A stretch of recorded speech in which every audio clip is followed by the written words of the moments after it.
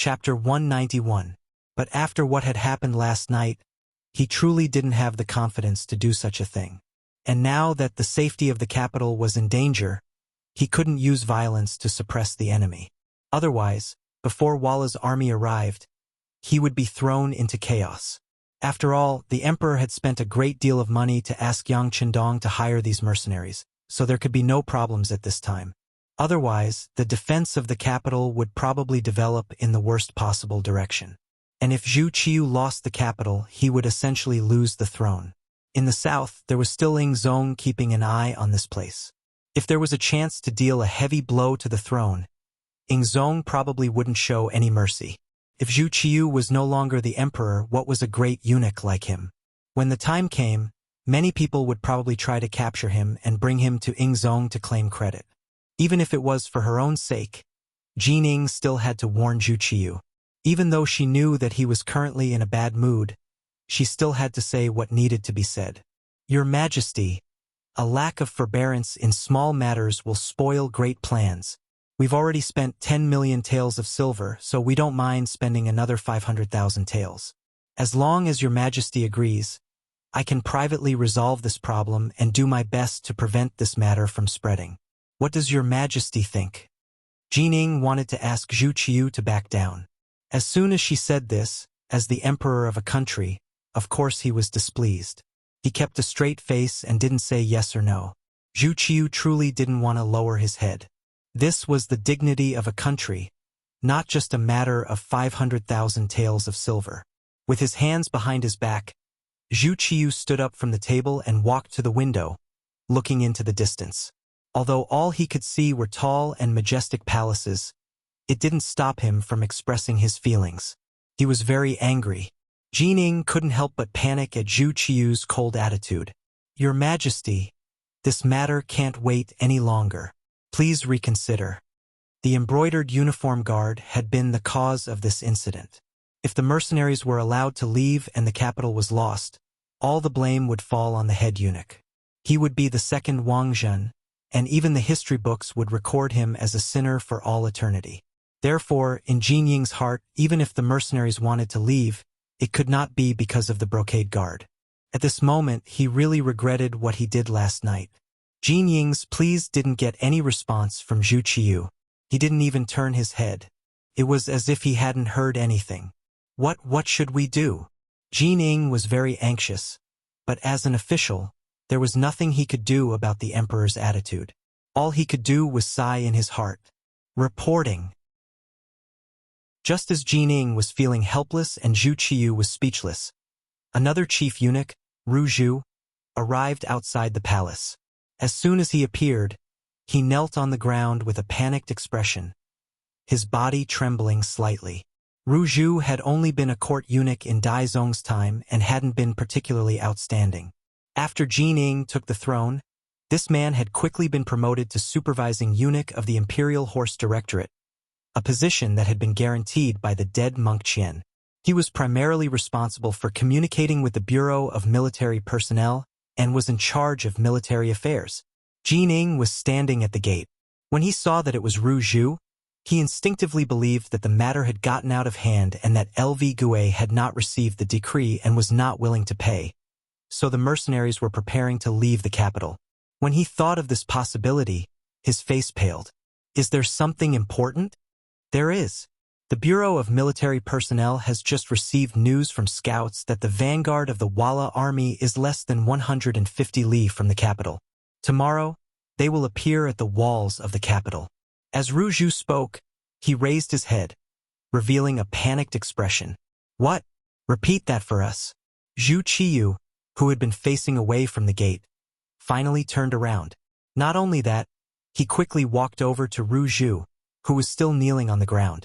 When Ru Zhu saw that the emperor was asking, he didn't dare to hesitate and immediately replied, Reporting to Your Majesty, the Bureau of Military Personnel has sent news that the vanguard of the Walla army, 10,000 cavalry, is heading toward the capital. They are less than 150 li from here and will arrive at the city gates tomorrow. So fast? Hearing that the Walla cavalry would arrive at the city gates tomorrow, Zhu Qiu's face became serious and panicked. The other party was an elite cavalry. Although there were only 10,000 of them, the 10,000 ordinary soldiers in the city couldn't compare to them. Although there wasn't much difference in numbers, more than half of the great Ming dynasty's elites had been lost in the Battle of the Tumu Fortress. Later on, when Admiral Shiheng led the troops to battle, he had taken the remaining elites with him. Now, there was only a second-rate army left in the city. How could they stop the Walla army? Thinking that the Walla army would be at the foot of the capital tomorrow and that they might charge into the capital tomorrow, his position as emperor might come to an end, he couldn't help but stagger a few steps and his body became unstable. Jining reacted quickly and quickly reached out to support Zhu Qiyu, who was 30 years younger than her, and asked with concern, "Your Majesty, are you all right?" "Zhun is fine, fine. Beloved subject, the enemy's cavalry is about to arrive. What can we do?" Zhu Qiyu no longer had the stern look on his face. In exchange, he was panicking and lost his mind. It had to be said that Zhu Qiyu was miserable enough.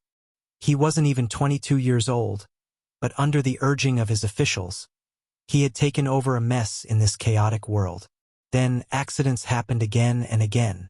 He, who hadn't fully grasped the imperial power, was like a small boat in the ocean that could be swallowed by the waves at any time. How could he not be nervous and afraid? "Your Majesty, it's fine, it's fine. Don't we still have the mercenaries? Moreover, the loyal Marquis has already taken charge of guarding the capital. It's time for them to show their loyalty to the country," Jining advised as she supported Zhu Qiyu. Right, there's still the loyal Marquis and the mercenaries. How about this? Immediately take out 500,000 taels of silver from the national treasury to the loyal Marquis and the mercenaries. But remember, last night's incident was the embroidered uniform guard acting on their own. It has nothing to do with us. This silver can only be considered what the embroidered uniform guard owes us. In this dire situation, Zhu Qiyu finally relented, but he did not forget the dignity of the sovereign of a country. Jining also knew that in this situation, this was not the time to haggle over the 500,000 taels of silver, so she immediately agreed. "Your Majesty, be at ease. This subject will handle this matter and will definitely handle it beautifully. I will not lose face and decorum for the imperial household." Good. With beloved subject handling matters, we are at ease. "Quickly go and handle it," Zhu Qiyu said with a hint of anxiety. At this moment, all his hopes were placed on Yang Qindong and the mercenaries he had spent a fortune to hire. The Yamen of the Embroidered Uniform Guard. LV Gui was currently drinking tea with Yang Qindong. The two of them did not communicate much, but in their hearts, they both knew that they were waiting for news from the imperial palace. After all, this involved 500,000 taels of silver and the imperial household's face. The final decision still needed the emperor's decree. Yang Qindong, who was sipping his tea unhurriedly, showed enough confidence at this moment. He insisted that Zhu Qiyu would definitely give in. All of this came from the news he had received last night. The Walla's vanguard cavalry of 10,000 people was approaching the great Ming dynasty's capital. If nothing unexpected happened, they would arrive at the city tomorrow. The Yangxia Security Bureau was willing to spend a lot of silver and gold. The information they received was even earlier than the great Ming dynasty's imperial household. However, this news would probably reach the imperial palace today and reach Zhu Qiyu's ears. Then, the new emperor would have no choice but to give in. Speaking of which, Yang Qindong did not lack the 500,000 taels of silver. However, he insisted on doing this to warn all parties not to easily inquire about the mercenaries. Otherwise, the consequences would be very serious. Presumably, after what happened this morning, whoever had such an idea would have to think twice before acting. Maintaining the mystery of the mercenaries was also of great significance for future actions. This was also part of the plan to pave the way for some future actions. With such a significance, in order to achieve the goal, what could he do even if he had to confront the genie guards? This was a once-in-a-lifetime opportunity. If he did not do it openly at this time, he was afraid that it would be more troublesome to do it in the future. Yang Qindong's indifference and confidence in LV Gui's eyes made him even more anxious. Unconsciously, there was a difference in the momentum between the two people. Psychologically, Yang Chendong had already won a round. LV Gue even had a thought in his heart that it was better not to provoke this person in the future. Because no matter what, it seemed that he would be the one to suffer in the end. In the past, LV Gue would not have dared to think that someone would dare to cause trouble in the genie guards. It was good enough that he did not bring people to cause trouble. Who would dare to take the initiative to come to the door? But today, not only did it happen, but he also had no way to deal with it. This made it difficult for him. In his heart, he only wanted the Emperor and eunuch Jean to quickly make a decision. He even faintly thought in his heart, wasn't it just 500,000 taels of silver? Just give it to the loyal Marquis. LV Gue's heart had already begun to show weakness. It was at this time that Ruju arrived. At the same time, he brought the Emperor's oral decree for the Genie Guards commander LV Gue. In the inner hall of the Genie Guards, LV Gue knelt to receive the imperial decree, appearing extremely respectful. It was worth mentioning that Yang Chendong only stood up from the chair when Ruju was about to deliver the Emperor's decree. He did not have the slightest intention of kneeling on the ground. Just this kind of behavior was a great disrespect. Logically speaking, it was enough to arrest him. But at this time, whether it was the supervising eunuch Ruju or the Genie Guards commander LV Gue, they cleverly pretended not to see. At this time, it was not the time to have a dispute. Chapter 192. His Majesty's verbal decree. The Genie Guards acted recklessly and attracted the displeasure of the mercenaries, so they should be punished. But considering the national crisis, Jeanne will remember this matter. As for the 500,000 taels, Jeanne will withdraw it from the national treasury first. Later, Jeanne will slowly deduct it from the Genie Guards Yamen. Also, I hope Lu Gue can learn from this lesson and control his subordinates well. Don't do things that are not beneficial to the country. With a serious face and warning tone, Ruju reprimanded Lu Gue on behalf of the Emperor. Finally, there was a result, and it was the compensation method he had thought of. LV Gue breathed a sigh of relief in his heart. He was not worried about being reprimanded at all. This matter was originally the Emperor's idea. He was just taking the blame on behalf of others. Nothing would happen. This subject receives the decree and thanks His Majesty's grace. Lu Gue knelt on the ground and kowtowed 3 times to show respect to the Emperor. After Ruju finished telling Lu Gue about the Emperor's instructions, he turned to Yang Chendong and said, "Loyal Marquis, the Emperor also has a verbal decree for you.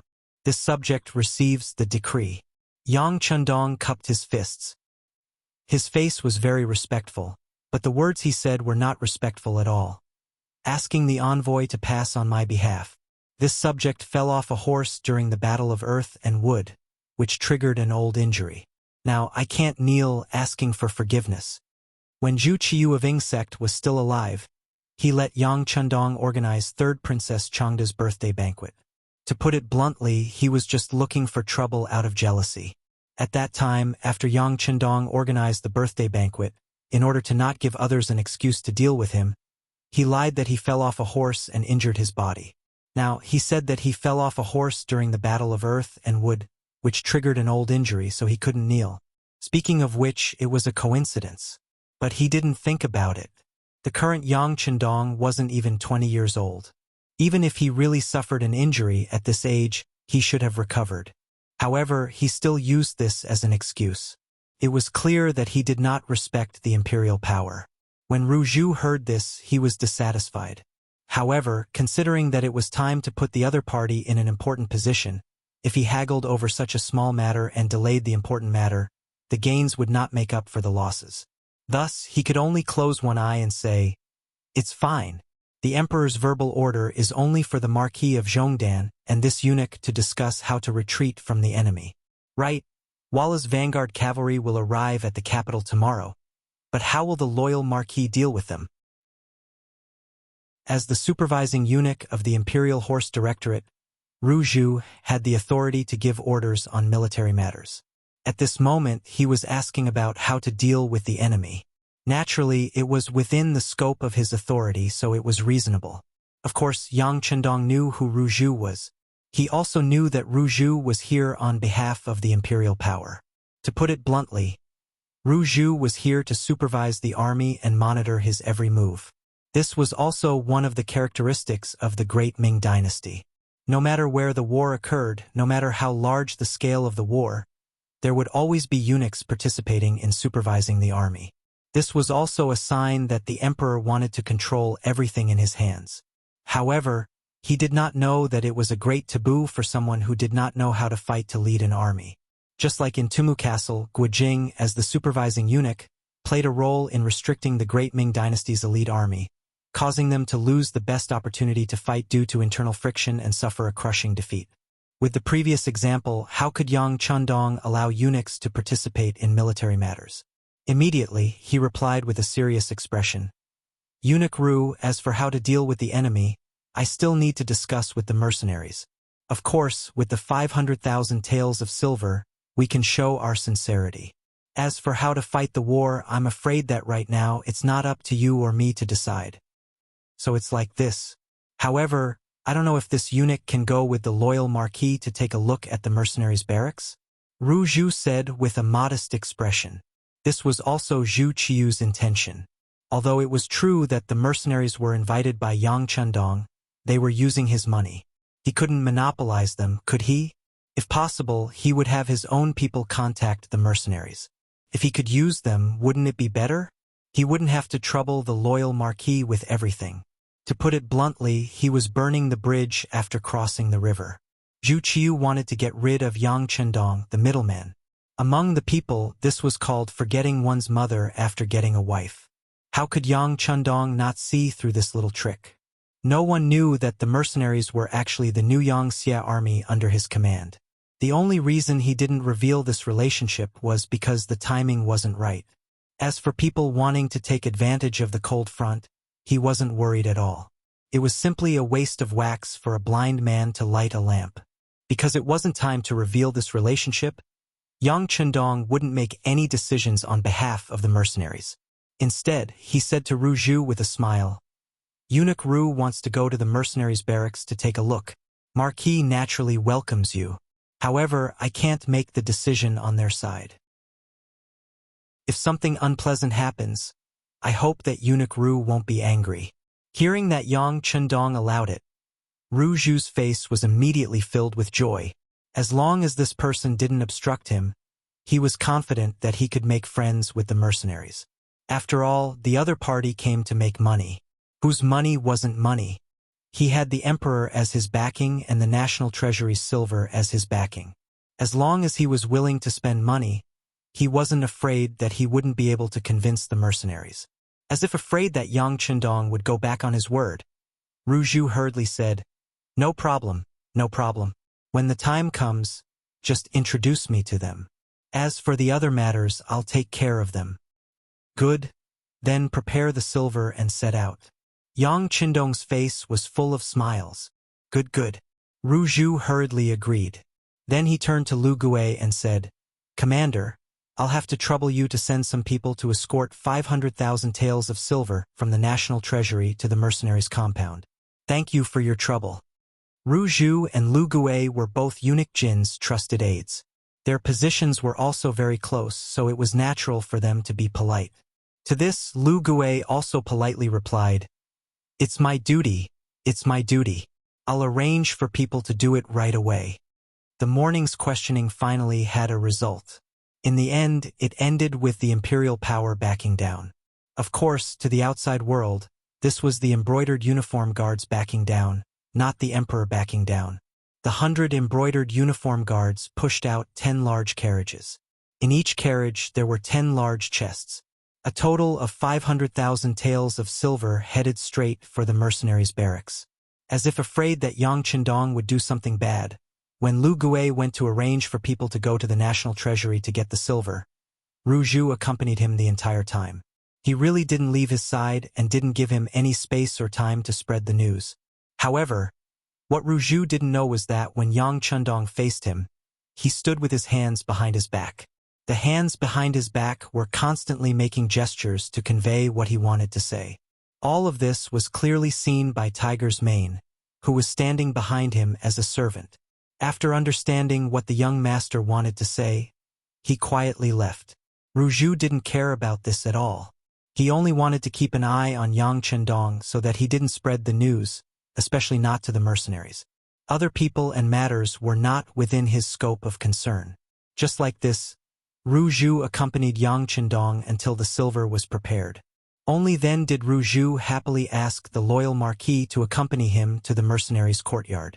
Yang Chendong gladly agreed, and the group left the embroidered uniform guards yamen in a grandiose manner.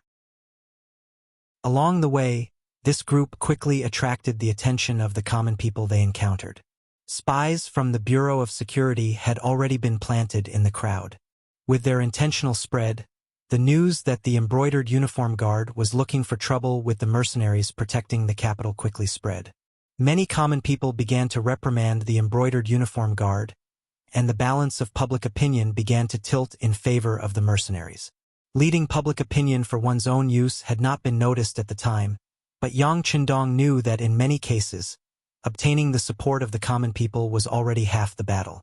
Of course, there was no need for him to explain these things that would later be regarded as the truth to others. There was a wide road in front of the mercenaries' courtyard. He had only chosen this place because he had considered the problem of gathering an army. When Yang Chendong and Ru arrived, it naturally didn't feel crowded at all. This place is not bad. Loyal Marquis is quite considerate. Ru seemed intent on getting close to Yang Chendong, and he would only be satisfied with a few words of praise for this courtyard. Regarding this, Yang Chendong only smiled without saying anything. He naturally knew what the other party was thinking. If it weren't for the fact that he was still useful, the other party would have already coldly glared at him and even tried to make trouble for him. For this eunuch who had no emotions and only cared about profit and power, Yang Chendong was already giving him a lot of face by showing him some courtesy. As for any words of thanks or praise, that was simply out of the question. Since the cold vanguard had already entered the capital, no one would be able to make things difficult for him in the future. This was a display of his confidence. Yang Chendong's nonchalant attitude and silent smile along the way was seen by Ru and in exchange, he sneered coldly in his heart. He had already decided that once he got involved with the mercenaries, the loyal marquis would just go wherever he wanted to go. Even eunuchs would look down on nobles who relied on the power of others. At the entrance of the courtyard, 4 cold vanguard soldiers stood at attention. They held a black and cold 95 style in their hands, and the gleaming bayonets on the body of the spear gave off an intimidating aura. How mighty! Ru praised sincerely after seeing the might of the 4 mercenaries from afar. As they spoke, the group arrived at the entrance of the courtyard. 4 gleaming bayonets were placed horizontally in front of everyone. This is an important military area. Unrelated people are not allowed to disturb us. Please leave quickly, or else bear the consequences. The 4 cold vanguard soldiers didn't show the slightest hint of fear despite the size of the group. On the contrary, they even took the initiative to speak. Chapter 193. Yang Chendong stood in the middle of the crowd and watched all of this with an indifferent expression. He had no intention of walking out. He had not come into contact with the cold front for a long time. He also wanted to see the mental state of this troop from the side. Ru stood in the front row of the crowd. Especially when he was about to reach the entrance of the courtyard, he intentionally quickened his pace. His intention to seize the opportunity was very obvious. Yang Chendong was happy to see this happen. That was because he knew that the cold front would not treat Ru well just because of some silver. If they really did that, it would be equivalent to being expelled from the cold front. Only with iron discipline would an iron army appear. Yang Chendong was very confident in this point. However, some people did not know about this. After seeing that the front was blocked, Ru took the initiative to walk out. He then put on a smile on his face and bowed respectfully as he said, "Brothers, please allow me to report. I am a supervising eunuch of the Great Ming's Imperial Horse Directorate. This time I am here to deliver the silver. Do you think you can let us pass? Step back. If you take half a step forward, you will be killed without mercy." In response to Ru attempt to curry favor with him, The platoon leader of the cold front, who was standing guard at the entrance, had a serious expression on his face. At the same time, he pulled the bolt of the 95-style gun in his hand and a murderous aura spread out in all directions. In the past, Ruju was only an internal envoy. When had he ever seen such a scene? He was immediately frightened and involuntarily stepped back. His mouth trembled as he said, "This eunuch is really here to deliver the silver. If you don't believe me, you can call your general out to verify my authenticity. Who is making a racket outside the courtyard? Do you know that this is a military area? Unrelated people are not allowed to come near." A shout came from inside the gate. Then the sound of orderly footsteps could be heard. Soon after, a dozen or so cold front soldiers led by Tung Shan walked out of the courtyard. As soon as these people appeared, they raised the 95 style and held it in their hands. Then, they coldly stared at the great Ming Empire's embroidered uniform guards outside the door with hawk-like eyes. It was as if they were ready to fight if they didn't get along. The embroidered uniform guards were considered ferocious. Who knew how many people were bullied by them? From commoners to merchants, to officials and nobles, who wouldn't tremble when they saw them, afraid that they would be remembered? This also made them feel superior to others. But for some reason, the moment he saw Lung Feng, a chill rushed out from the soles of his feet. It felt as if he was being targeted by a ferocious tiger and could become a piece of meat in its stomach at any moment. Some of the more timid embroidered uniform guards didn't even know where to put their hands and feet. They just lowered their heads and didn't say a word. Ruju also felt a chill spreading from his head to his feet. He did not know that this was because Tung Shan and the others had killed too many people on Little Ryukyu Island. However, no matter how scared he was, since he received the imperial order, he always wanted to complete the mission. After he raised his head and saw Tung Shan's murderous aura, he immediately lowered his head. Then, he tried to use a negotiating tone and said, "General, I am a supervising eunuch of the Great Ming's Imperial Horse Directorate. This time, I am here on the orders of our emperor to deliver silver to you." Deliver silver? Hearing Ruju's words, Tung Shan's murderous aura seemed to have cooled down a lot. Sensing that the other party's tone seemed to have loosened, Ruju thought to himself that silver was indeed the most useful thing. He immediately said, Yes, we are here to deliver silver to you. However, how should I address you, General? Are you the highest-ranking leader here? This battalion commander isn't the highest-ranking leader? What? Are you looking down on this battalion commander's low position? Tung Shan looked at Ruju with an ice-cold gaze. His murderous aura reappeared. Ruju only asked about the other party's identity and position because he wanted to get to know the other party's higher-ups in the shortest time possible and establish a good relationship with them. He really didn't have any other intentions. However, after being reminded by Tung Shan and thinking about his previous behavior, he seemed to be a little too impatient. For a moment, Ruju regretted his impatient actions. He opened his mouth and said, No, this general misunderstood. This eunuch didn't mean that. Humph, leave your money and get out of here. Tung Shan had no intention of listening to Ruju's explanation. He seemed to have been angered by Ruju's words. At this moment, he waved his hand and looked like he was going to chase them away. Leave your silver and scram. This was completely different from what Ruju had imagined. For a moment, he couldn't accept it. General, shouldn't you call your leader over and discuss this? Bang, bang, bang, bang. A series of gunshots rang out, and the tiles on the roof of the house opposite the courtyard were broken into countless pieces. Then, the tiles fell from above, raising waves of dust. Tung Shan opened fire. This was how he answered Ruju's question. Facts speak louder than words. After a series of gunshots, all the brocade-gowned guards present were stunned on the spot. Then, someone shouted, "Oh my God!" Next, the brocade-gowned guards gave up on their carriages and retreated in large strides. Ruju was also in the crowd.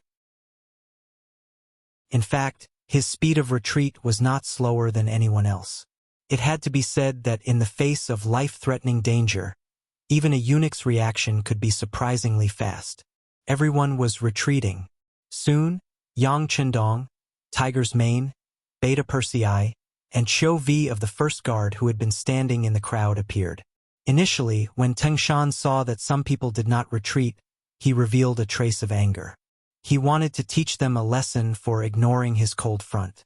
However, when the crowd retreated and Yang Chendong stood at the very front, Teng Shan, who originally had a ferocious look on his face and looked like he would attack at any moment, immediately turned into astonishment, followed by excitement and agitation. His originally straight and strong legs now looked like they were about to bend and kneel on the ground. The earliest cold front was personally trained by Yang Chendong. Even Lung Feng, who was in his later years, had only heard legends about the sixth young master. It could be said that in the most elite of the cold front, if there was only one person who could not be disrespected, and who everyone respected and had to give a thumbs up to, it would be Yang Chendong. Even Commander Leng Song of the army, although he also had the word Lang in his name, he only wore the army's Lang Feng uniform. It was more like in the Navy Commander Gao Xiong's uniform. However, with only Yang Chendong, no matter if it was the army, the navy, or even the Air Force who were practicing hot air balloons, they all respected him. He had a godlike reputation. When Teng Shan saw him, how could he not want to kneel on the ground? Cough!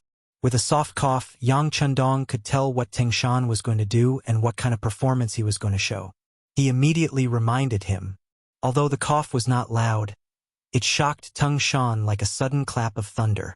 When he saw Commander Ru and a group of Imperial Guards looking at him from the corner of his eyes, he finally remembered where he was and what kind of situation he was in. Teng Shan forcefully put away his thoughts of kneeling and bowing to Yang Chendong. Then he made a gesture of inviting him in. Following Teng Shan's action, all the cold front soldiers standing on both sides of him straightened their bodies, as if they were soldiers waiting for the king to inspect them. Some of these cold front soldiers were personally trained by Yang Chendong, some of their military ranks were taught by the sixth young master, and some of them did not know Yang Chendong. However, this did not stop them from expressing their respect for the young master. He really wanted to say something to these brothers, even if it was just to pat them on the shoulder and give them some encouragement. However, Yang Chendong knew that this was not the time to do this. If he appeared too close to the mercenaries, it would be hard to avoid suspicion. This would not be beneficial to his next plan. With his back facing Commander Ru and the others, Yang Chendong could only smile at these cold front soldiers. However, this smile was like the sun in the cold winter, making these brothers feel a warmth from the bottom of their hearts.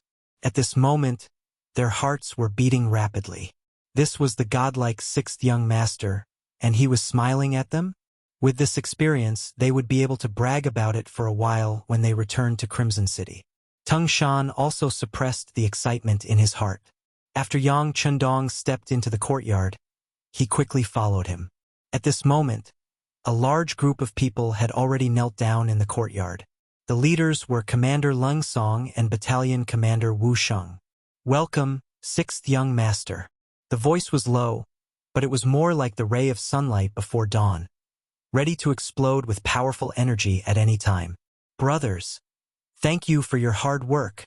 Facing close to 300 cold front soldiers, Yang Chendong was also very excited. In his eyes, these were his children. They were created by him and they were also his pride. The words "thank you for your hard work" caused many cold front soldiers who would not even blink in the face of death to cry. Perhaps to them, these were the words they had been waiting for. Yang Chendong was also very excited in his heart. At this time, he felt as if he had returned to the barracks of his previous life and saw those outstanding soldiers he had brought with him. This made him unable to calm down. However, Yang Chendong, who had lived 2 lives, knew what he wanted to protect, what he pursued, and what his dreams were. In order to achieve this final goal, he could not do whatever he wanted at this moment. Hence, he suppressed the excitement in his heart and walked in front of Leng Song. He patted his shoulder and said, "Not bad. You're more sturdy than before. Thank you, sixth young master, for your praise." Leng Song, who did not like to smile and always had a stern face in the eyes of the soldiers, actually smiled at this moment. His smile was so carefree, so natural, and so sincere. Chapter 194. He walked up to Tung Shan, who had just returned to his unit, and lightly nodded. Extending a hand, he smoothed out Tung Shan's uniform. Very good. You're much more spirited than before. Thank you, sixth young master, for your praise. Tung Shan replied in a low voice, suppressing his excitement. Taking another step forward, Yang Qindong arrived in front of Wu Sheng. Extending his right hand, he formed a fist and punched Wu Sheng's chest. Very good. I heard that you've worked very hard. Now that you're a battalion commander, keep it up. Wu Sheng did not complain after being punched. On the contrary, he excitedly called out, Sixth young master, please be at ease. Wu Sheng will definitely perform even better and strive to become regimental commander as soon as possible, surpassing Regiment Commander Leng Song and becoming his commanding officer.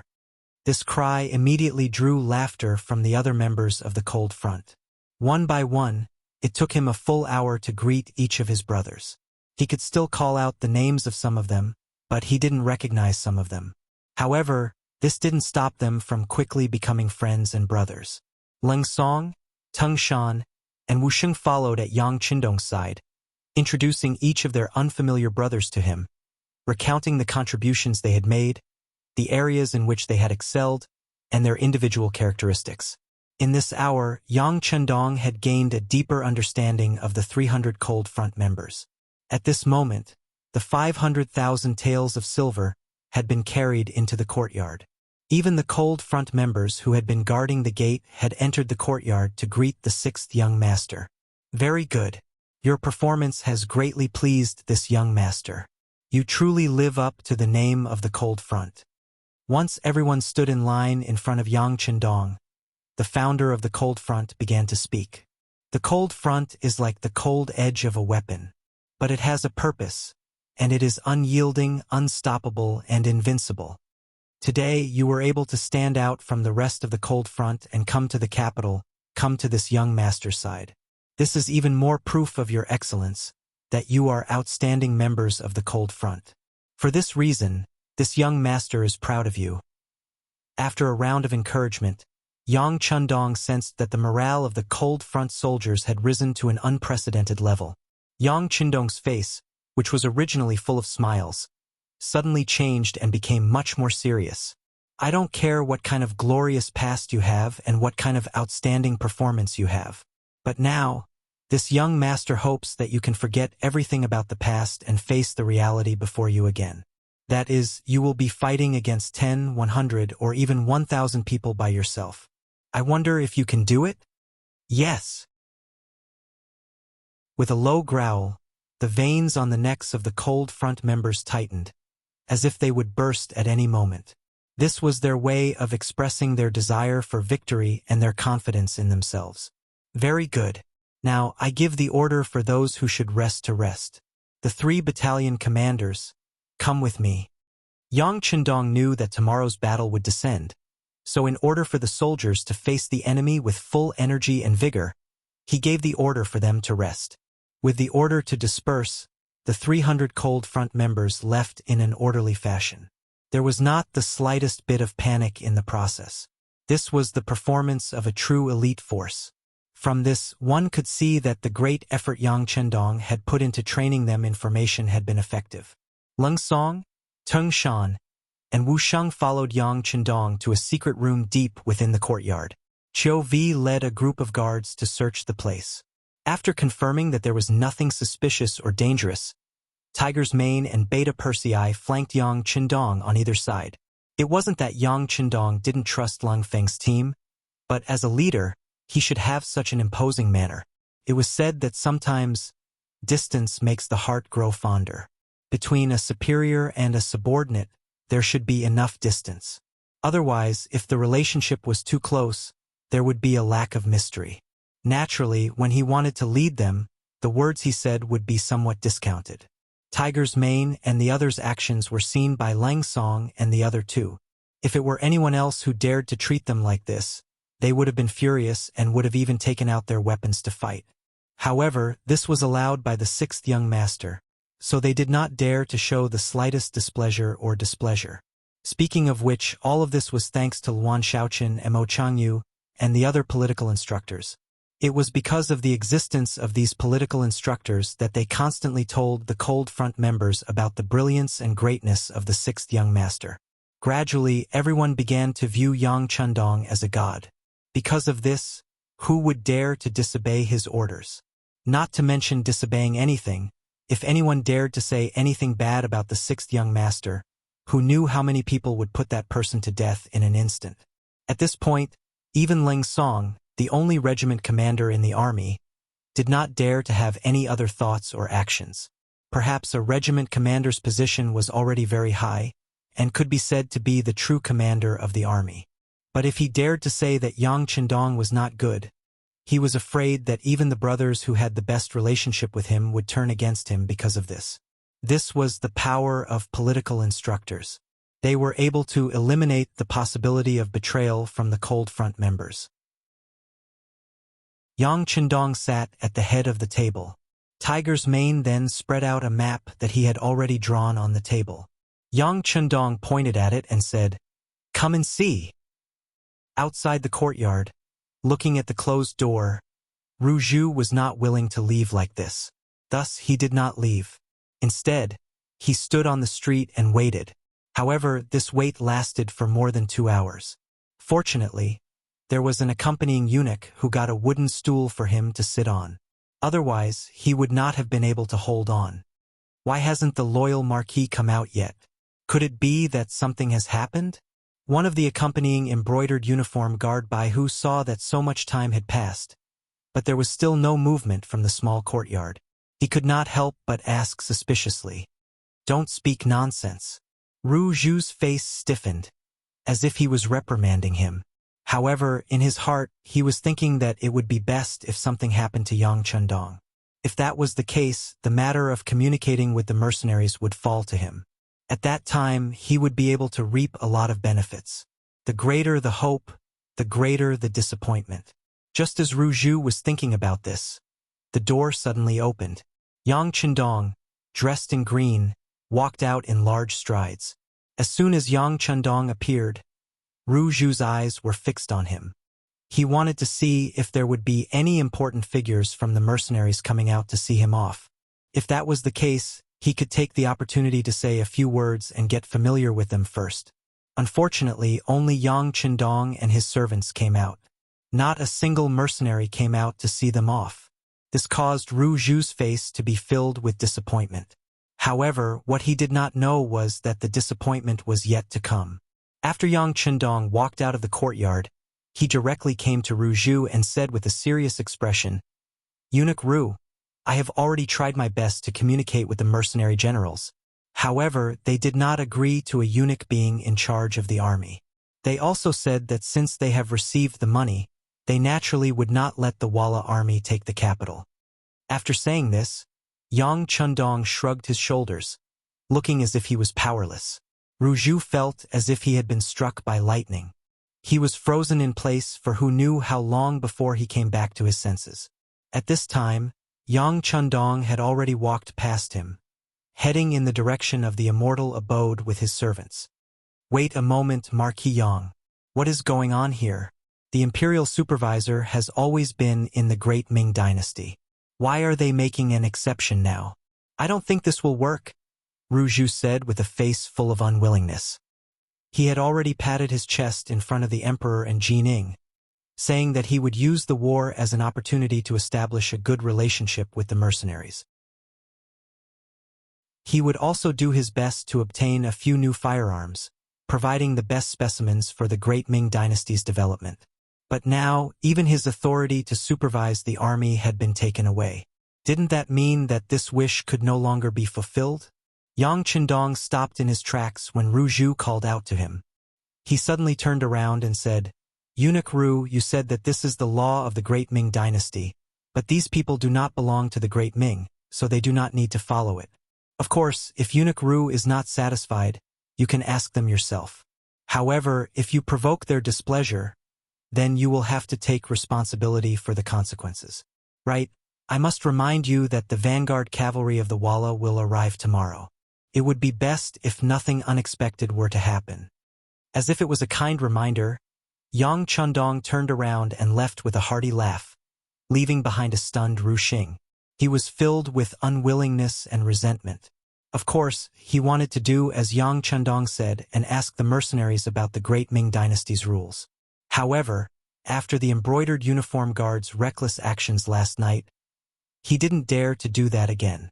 What if he really angered them and they demanded money again? He had already paid 500,000 taels. He had already lost face once. Was he going to lose face a second time? AI! Ru Zhu let out a long sigh. He knew that he would not be able to complete the decree this time. He really didn't know that the emperor would be so furious after finding out about this. It seemed that he still needed to greet eunuch Jining and protect his current position first. As for forming a good relationship with the mercenaries, once the war started, it wouldn't end in a day or two. When the time came, an opportunity should appear. Putting aside the fact that Ru Zhu went to the palace to find Jining and reported what happened to the emperor, it caused Zhu Qiu to be extremely angry. The news quickly spread in the city that the 10,000 elite vanguard cavalry of the Walla would arrive in the capital tomorrow. When the news came out, the entire city was terrified. Some people began to pack their bags and prepare to leave the capital. Some cowards who had nowhere else to go began to pray at home, hoping that the great Ming dynasty's army could win a battle and defeat the wolves of the Walla. Chapter 195. The capital, which had just regained its peace due to the low price of rice, was once again bustling with activity. In the immortal abode, the girls were also affected. They all came over to ask Yang Chundong, who was practicing calligraphy, what was going on outside. Why was the commander still so calm when the battle was about to begin? Yang Chundong had unknowingly become obsessed with writing. In his last life, he had been running all over the place to complete missions. How could he possibly find the time to compose himself and write? Now that he finally had the time and opportunity, he naturally had to put in some effort. At the very least, when he inscribed words for someone in the future, they wouldn't look too bad. Sixth brother. A series of feminine voices came from outside the study. Yang Chundong, who was in the middle of writing, sighed softly. He knew that his plans to practice calligraphy today had been dashed. He only had 4 women, and it was already so lively. He really didn't know what it would be like with the addition of other women in the future. At this moment, Yang Chundong suddenly missed the old Yang clan residence in Janning Manor. Back then, he could really do whatever he wanted, and no one would bother him. While Yang Chundong was still reminiscing about the old days, Hu Yen and the other 3 girls ran in. As soon as they saw Yang Chundong still holding the pen, they immediately surrounded him, and for a while they kept asking him questions. Yang Chundong couldn't tell who was asking what, but he had a rough idea of what was going on. The 4 women all wanted to know if they could defeat the Walla cavalry tomorrow. That was the cavalry that had defeated Ingzong and Shi Hung. They were all worried for Yang Chundong. Well, your husband knows what you are worried about. How about this? Tomorrow, all of you will put on makeup and go to the battlefield with Lu Lang. What do you think? Yang Chundong suddenly raised his voice and said something that shocked the 4 women. Since ancient times, it had been an ironclad rule that men should fight on the battlefield and women should stay at home. Apart from Hua Mulan and the female generals of the Yang clan, very few women were allowed to fight on the battlefield. However, Yang Chundong just had to make this request. How could these women not be shocked? Lu Lang, are you okay? Can we go to the battlefield too? Hu Yan's face was filled with disbelief. At the same time, her face was flushed red. Obviously, this proposal had touched her nerves and made her begin to yearn for it. Of course, I've already prepared your clothes. I borrowed them from the mercenaries and put them in your room. Take them and see if they fit you. Yang Chundong's eyes were as clear as a spring, and his face was full of love. When the 4 women heard this, they immediately ignored Yang Chundong and walked towards their rooms. After a short while, the 4 girls in camouflage uniforms returned to Yang Chundong. They were also in camouflage uniforms. When the 4 women wore the custom-made camouflage uniforms, their graceful figures were immediately highlighted. They actually had such a temperament and were so different from the rest. Hu Yen and the other two women looked at each other and chattered non-stop. Only Chao Yin, who knew the truth, kept smiling. She knew that these clothes were not borrowed at all. They had already arranged for the garment factory in Crimson City to make them according to the women's figures. At that time, the concept of men being superior to women was very serious. Even the few men who loved their wives would be called a lioness from Hudong. Sometimes, these men had to worry about other people's opinions and do some things that hurt women. Only Yang Qindong really doted on his women. When he did things, he did not care about other people's opinions and thoughts. While the women were satisfied with the military uniform, they were even more satisfied with Yang Qindong's attitude towards them. This was what made them happy. Seeing the four women slowly calm down from their excitement, Yang Qindong smiled and said, "These clothes are not for you to wear for free. There is a mission." "Ah, there is a mission.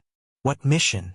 When Hu Yen and the other two women heard that there was a mission, their breathing became a lot more rapid.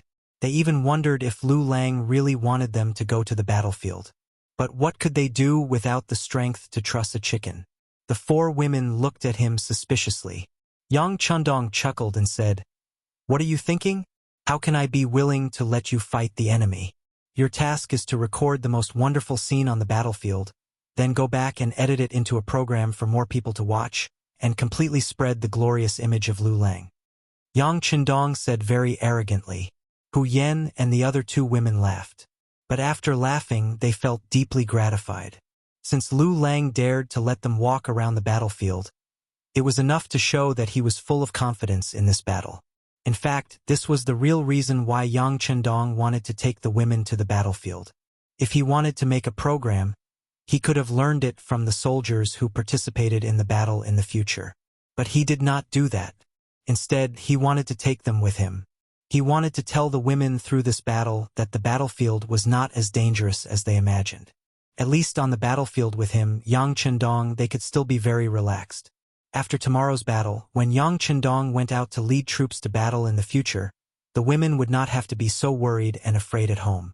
The four girls left in high spirits. From the looks of it, it was clear that they were going to wear the new military uniforms and walk around the Yangjia village for everyone to see. They were going to receive some envious gazes. Yang Qindong stayed in the study, discussing something with Tiger's Man and Yang San about tomorrow's battle. "Yang San, is your security bureau ready for tomorrow's battle?" Looking at the actual leader of the security bureau, Yang Qindong's tone had a trace of concern and comfort. "Young master, please rest assured that everything is ready. I promise not to let irrelevant people near the gate." Yang San replied respectfully and confidently. "Very good. This battle must be fought with a sense of mystery. You all remember, as an opponent, the less they know about your methods, the more they will be afraid of you. What we need to do is to form and maintain this sense of mystery to the greatest extent, so that the opponent can't figure out what to do." After saying this to Yang San, he said to Tiger's Man, "Tell butler Yang Nang to pay attention to the security situation of the Yang family village. Presumably, some people who can't find out about the mercenaries will have their eyes on the Yang family village. These few days, young master, I have to deal with the Walla army, so I don't have time to deal with the matters of the village. I will leave Dao Zhao's second guard team to protect the village." "Yes, young master, I will inform Captain Dao Xiao in a while. However, I think that he will not be happy if he is not allowed to participate in the battle and is instead staying in the village." Tiger's Man chuckled. Dao Xiao would definitely feel very wronged if he was not allowed to participate in the battle. Thinking back to the battle of the Tumu Castle, they did not go and instead stayed. Now that they were being asked to stay, it would be strange if they were happy. Yang Qindong smiled at this. "Tell Dao Xiao that the division of tasks is different, but they are all equally important. Tell him not to be arrogant and impatient. In the future, the young master will have a lot of things to do, so there is no need to worry that they will not have a chance to participate in the battle." Yang Qindong was preparing for tomorrow's battle, and he was full of confidence. This was his first real battle in this world, so of course he had to make an exciting appearance. In comparison, there was another army that was also full of confidence heading towards the capital. They were Walla's 10,000 vanguard cavalry. The Battle of Tumu Fortress was a great victory, and it was unknown how many Ming dynasty officials were killed. If it were not for Yang Qindong's intervention, perhaps even Ming Emperor Zhu Qizhen would have been killed or captured. This battle also made Walla's appetite grow. Especially after Xi Ning defected to the enemy, she revealed many things about the Ming dynasty, including many secrets of the imperial court and the imperial palace. According to what Xi Ning said, the Ming dynasty's civil and military officials were not on the same side. They were very hostile and would often crush each other. For example, the Battle of the Tumu Castle was a conspiracy by the civil officials against the military officials in order to severely injure them. In this battle, didn't a general like Zhang Fu die on the battlefield? However, in reality, it was true that the civil and military officials were at odds with each other. However, in the Battle of the Tumu Castle, many generals died, so how much better were the civil officials? Again, if not for Yang Qindong's intervention, at least 2 ministers would have died on the battlefield. It didn't seem worth it to use such a heavy capital to design a plan. However, Walla didn't know this. They won the battle and thought that Xi Ning was right.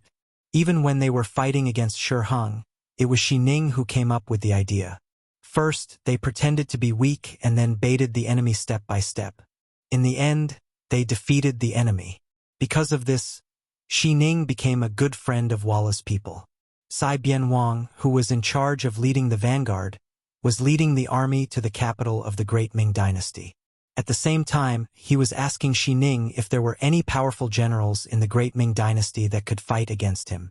Xi Ning had thought about this question many times in his mind. He had thought of almost all of the courtiers and confirmed that there were still generals who could lead troops, but he could not think of anyone who could truly command an army. General, in the Battle of the Tumu Castle, the Ming Dynasty's military officials were all killed. There is no one left who can fight against our Walla's army. In addition, Ingzong went to Nanjing to rebuild the imperial court. The Ming Dynasty, which was divided into 2, has nothing to fear. Oh, ha ha ha. Doesn't that mean that the Ming Dynasty's capital is at our fingertips? The wealth and women there will all belong to our Walla? Ha ha ha. Xi Ning laughed wildly. He was imagining beautiful women in his arms, delicious food in his mouth, and piles of gold and silver. Xi Ning looked down on the Xi Ning who only thought about wealth and women. A person who was too greedy couldn't achieve anything great. General, now that the Ming Dynasty's army is empty and weak, what we should do now is to lead the army into the capital and then go all the way south until we occupy the entire Ming Dynasty. Chapter 196. Yes, Brother Xi Ning is right. But this matter still requires Big Brother Yeshen's decision. I think it's better to enter the capital first. The competition king chuckled. On the surface, he seemed to believe Xi Ning's suggestion, but in reality, he was short-sighted and had limited knowledge. It would be difficult for him to achieve anything great. Seeing this clearly, Xi Ning simply didn't say anything more. Once the capital was truly conquered, leader Yeshen would probably arrive soon. At that time, it wouldn't be too late to make a suggestion. At this time, both Sagan Wang and Xi Ning treated the capital of the Great Ming Dynasty as their own backyard. In their view, wherever the army arrived, the enemy would definitely surrender. But they did not know that Yang Qindong had been waiting for them for a long time. Another day, the sun slowly rose from the east. With the arrival of a new day, the capital was extremely quiet. Because of the fear of war, those who could leave had basically left. Those who stayed behind were those who didn't want to leave for various reasons. In Yang Qindong's words, those who stayed behind had a stable mentality. Even if the war started, they wouldn't easily cause trouble.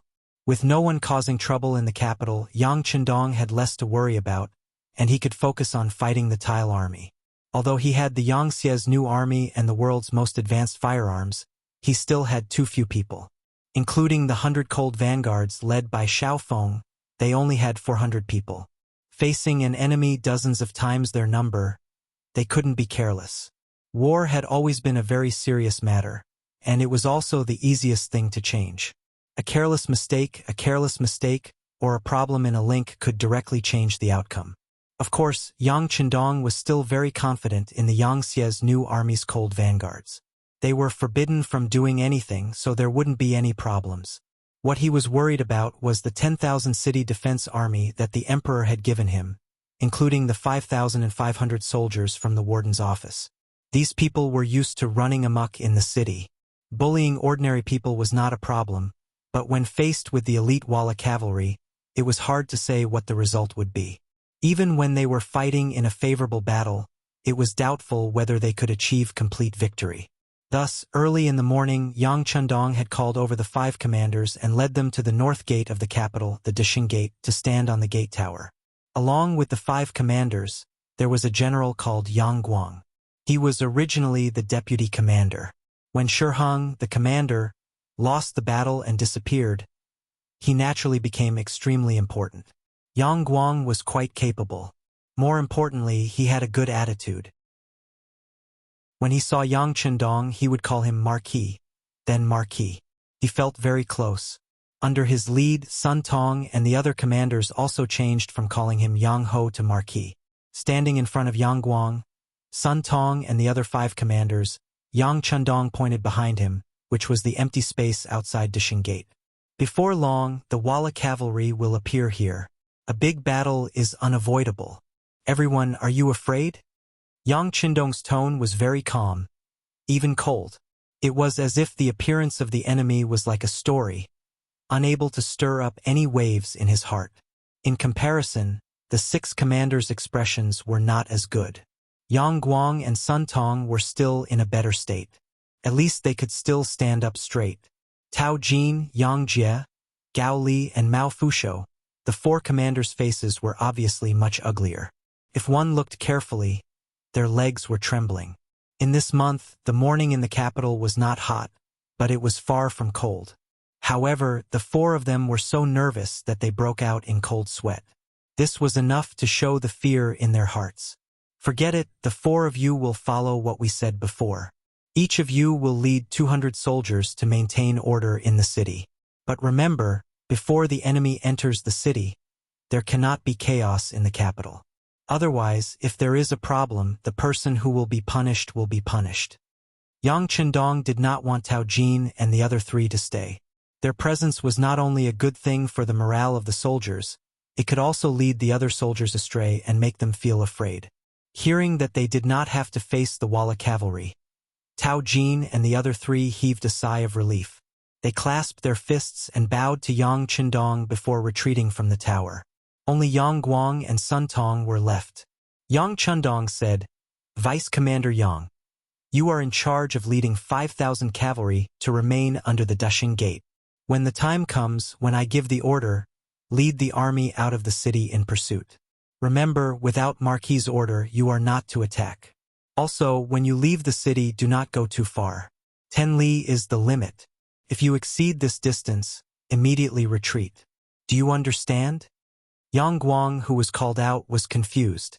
From Yang Chundong's words, he was leading the cavalry out to chase after the enemy.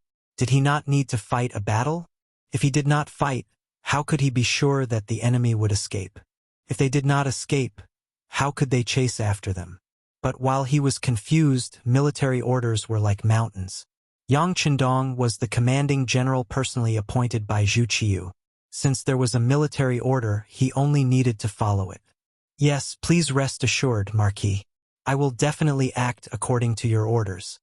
After saying this, Yang Guang clasped his fists and left to make preparations. 5,000 strong horses.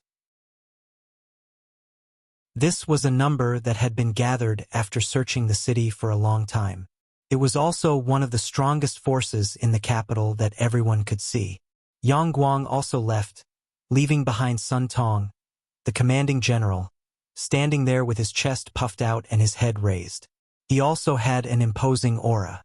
In history, Sun Tong had chosen to rely on Jining. He had a glorious time, but in the end, his ending was very tragic. After understanding this part of history from the book, Yang Chundong realized that this person still had some ability. As long as he was guided well, he would become a good general. Thus, he intended to train him and keep him by his side. "Commander Sun, I'll leave the remaining 4,000 people in the warden's office to you. They are all placed above the Dishing Gate. You have to give people the impression that there are soldiers everywhere. Can you do it?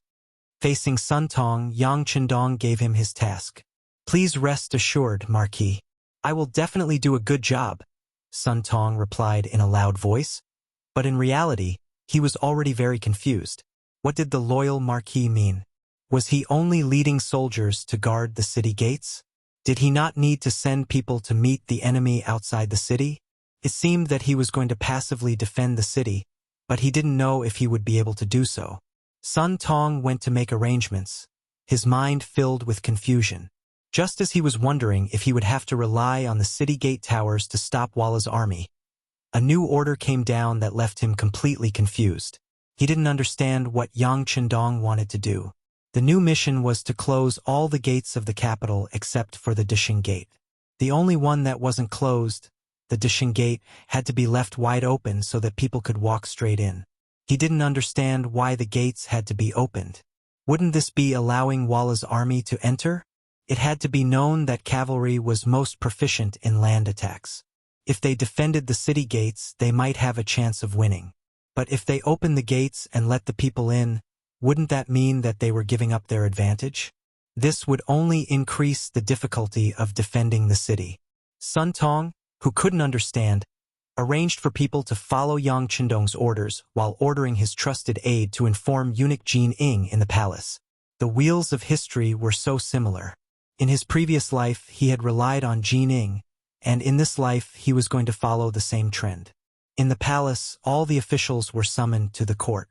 Compared to the usual court meetings, all the officials had lost the mood to submit memorials today. Zhu Qiyu sat on the dragon throne, but no matter how big the dragon throne was, it didn't seem to be able to calm him down. As if he was on pins and needles, he would move his butt from time to time, vividly displaying his anxiety. In reality, he couldn't help but worry.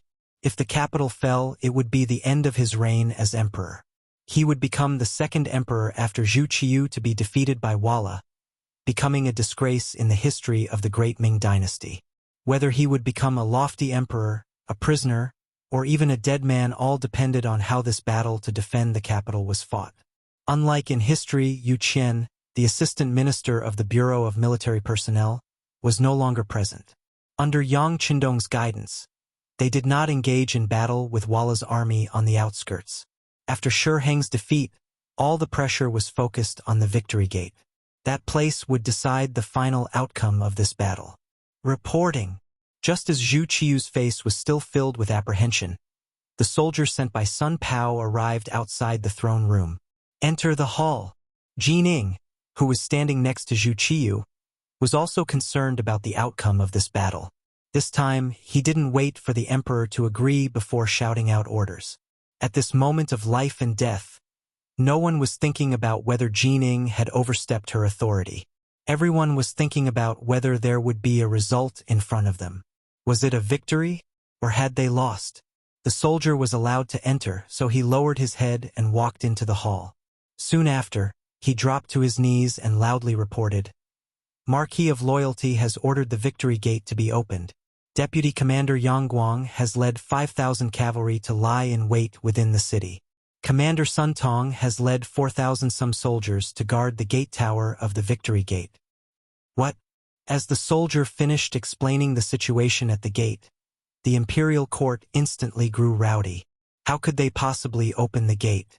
The Walla cavalry are most skilled in charging formations. The tall walls are our only support. Abandoning the gate tower to defend is simply avoiding our advantage. Minister of War Yi Ming loudly proclaimed in order to show off his erudition. That's right, that's right. Marquis of Loyalty's actions are truly inappropriate. Inappropriate. The other officials began to jeer. Enough. The Minister of Rights, Hu Chong, was so angry that his lips trembled as he roared when he saw that the imperial court had turned into a pot of porridge. They were actually acting like commoners on the street.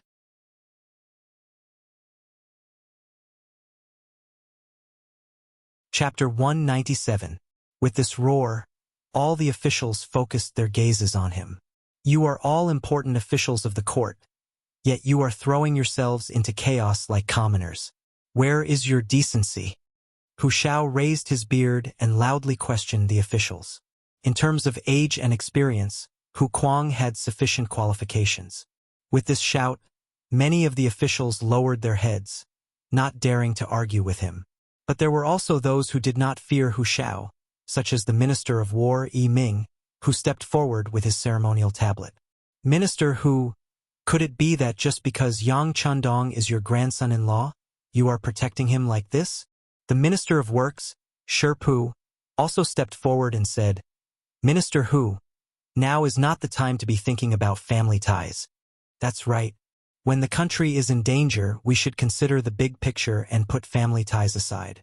The new Minister of Revenue, Jin Lian, also stepped forward and criticized Hu Shao. After attending court for so many years, Hu Shao had rarely been attacked by 3 ministers at once. But in the face of this situation, he had no intention of backing down.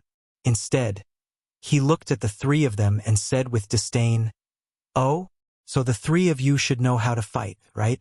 If that's the case, why didn't you step forward to shoulder the heavy burden when His Majesty was selecting great generals?" The Minister of War, Yi Ming, blushed at Hu Zhao's words.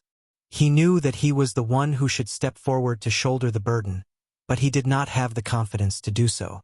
Now that Hu Shao had said this, he was clearly attacking him. Minister Hu, we are talking about the matter of the Victory Gate opening without attacking. Please don't change the topic. Okay? Could it be that Yang Chandong has already surrendered to the Walla, and as his grandfather, you will also benefit from it?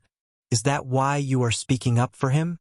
Yi Ming's attack touched on what everyone was most worried about. For a moment, the expressions of many officials changed. Even Zhu Qiyu, who sat on the dragon throne, turned ghastly pale. If what Minister Yi Ming said was true, then wasn't he handing the capital over to the enemy? Minister Yi, please conduct yourself with dignity. Seeing that the emperor and all the ministers were moved by Yi Ming's words, Hu Shao roared with a face full of anger. Does Minister Yi have any evidence for what he said? Evidence? Of course not, but why is the city gate open? Yi Ming couldn't help but gloat when he saw Hu Shao getting angry. Originally, he wasn't even a third-rank official. But because of Zhu Qiyu's appreciation, he was given the position of Minister of War and became a second-rank official of the Great Ming Dynasty. But even so, he knew that some of the more experienced old officials still didn't like him. Now, he could say that minister who was speechless. In the future, no one would dare to look down on him in court. Hu Shao was an old official of several dynasties and had seen many storms. How could he be stumped by a new noble Yi Ming? Hearing that the other party had no evidence, he couldn't help but sneer and ask, "Since there is no evidence, Yi Daren's words just now are suspected of framing." The contempt in Hu Zhao's eyes was very obvious when he didn't even call him minister and changed to lord. Yi Ming's face immediately turned ugly when he heard Hu Zhao's words. But before he could think of a counterattack, Hu Shao continued, "During this period of time, who doesn't know that the loyal marquis has bought a lot of property in the capital? Let me ask you, if he didn't have absolute confidence in defending the capital, why would he do this? This might be because he wants to calm the people.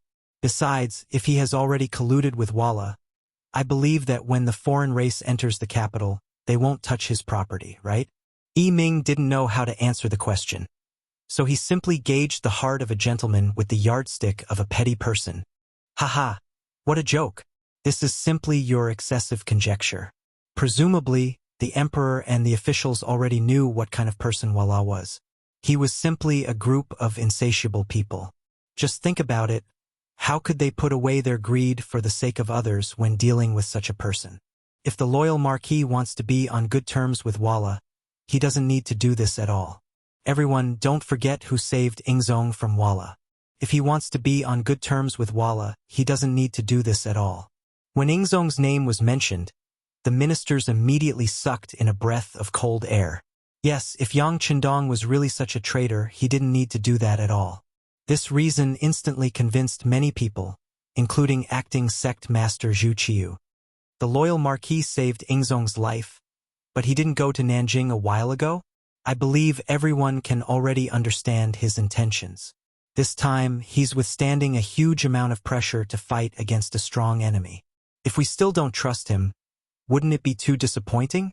Hu Chang spoke as if he was fighting for justice for Yang Qindong. In fact, he was also very optimistic about his grandson-in-law. With Hu Zhao's words, the originally excited ministers quickly calmed down. Even Emperor Zhu Qiu was a lot more confident because of these words. He said in the court, "Yes, the loyal marquis is loyal to the great Ming. No one is allowed to say such words in the future. Now let us wait for the good news." Because of Hu Zhao's argument, the debate in the court was finally suppressed. Yang Qindong, who was still unaware of this, was standing on the tower of the Victory Gate at this moment, looking into the distance.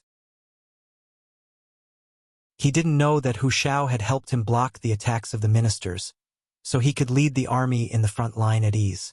Of course, even without Hu Zhao's help, Yang Qindong wouldn't hand over his military power at this time. It would just cause a lot of trouble. Standing on the tower, the moment he put down the binoculars, he said with a smile to the 4 delicate women in camouflage clothing standing beside him, "You can see now the Walla cavalry is here." "Ah, are they here? Where are they? Where are they?" Hu Xiao and the other women were very excited at this moment. They each held the binoculars hanging around their necks and looked into the distance. Sure enough, there was a burst of smoke and dust, and the Walla cavalry was here. With the competition king as the leader and Xining as the guide, the 10,000 Walla cavalry were rapidly heading toward the capital of the Great Ming Dynasty. With so many people looking from a distance, it was really a spectacular sight. Seeing that they were less than 15 li away from the capital, the fast horse scouts in the front line rushed back and reported that the Victory Gate in the capital was wide open. "The gate is wide open. What does this mean?" The competition king was somewhat at a loss when he heard this news. Logically speaking, if the Great Ming army knew that he was coming, they would either defend the city to the death or flee like crazy. Why did they open the gate? This was inconsistent with the facts. Xining was also confused by this news. He had not been in the capital for so long, so he did not know what had happened here. All he knew was that the Great Ming Dynasty had a situation where 2 emperors ruled together because of Zhu Qiu's ascension. That was all. In Xining's opinion, having 2 emperors ruling together was a good thing. When the power was divided, it gave the Walla army a chance to break through. But now that the gate of the capital was wide open, he could not figure it out. Before he could figure out what was going on, the competition king had already asked him, "Brother Xining, why did the Great Ming Dynasty open the Victory Gate? Could it be that they want to surrender to us? This? Maybe."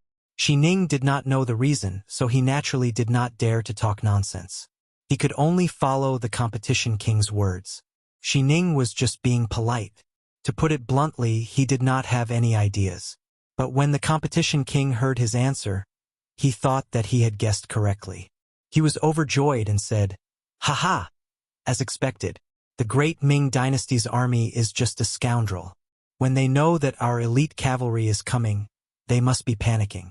In order to save their lives, it is possible that they will take the initiative to surrender. In this case, order the army to speed up and try to enter the capital for lunch at noon." Hearing the order, the Walla cavalry was overjoyed and eager to go, but only Xining felt that things were not so simple. However, he really could not think of a reason to do so, so he could only follow the army to the Victory Gate. "They are coming straight to us." On the city gate tower, Hu Yen jumped and said. Then she realized that her performance was a little rude, so she immediately walked to Yang Qindong's side with a red face. "Haha!" Seeing Hu Yen showing such a cute side, Yang Qindong laughed. He was more proud that the Walla army was coming to the Victory Gate according to his plan, which was what made him happy. There were only 10,000 city defense soldiers, and they were only a second-line army. Yang Qindong did not dare to have too much hope for them. But the capital of the Great Ming Dynasty was really too big. There were as many as 12 gates that could enter the city. How to concentrate the troops and lure the enemy to attack was the first thing to consider. In order to achieve this goal, Yang Qindong ordered the other 11 gates to be closed, and only the Victory Gate was opened. Now, it seemed that he had successfully attracted the enemy's troops. It was only a distance of 15 li. In just a few moments, Vala's mighty cavalry appeared outside the victory gate. It was truly an army of more than 10,000 soldiers. Coupled with the fact that they were cavalry, it gave people a sense of grandeur. This kind of battle formation also scared Hu Yen and the other girls. Everything they knew about war was just from hearing about it. They had never seen it like this. For a moment, their bodies trembled because of nervousness. Yang Qindong had already noticed their changes. He walked forward and gave them a big hug. The warm hug quickly calmed them down. Then, the sixth young Master Yang strode to the front of the city wall. He looked down and saw Xi Ning and the others coming out of the cavalry.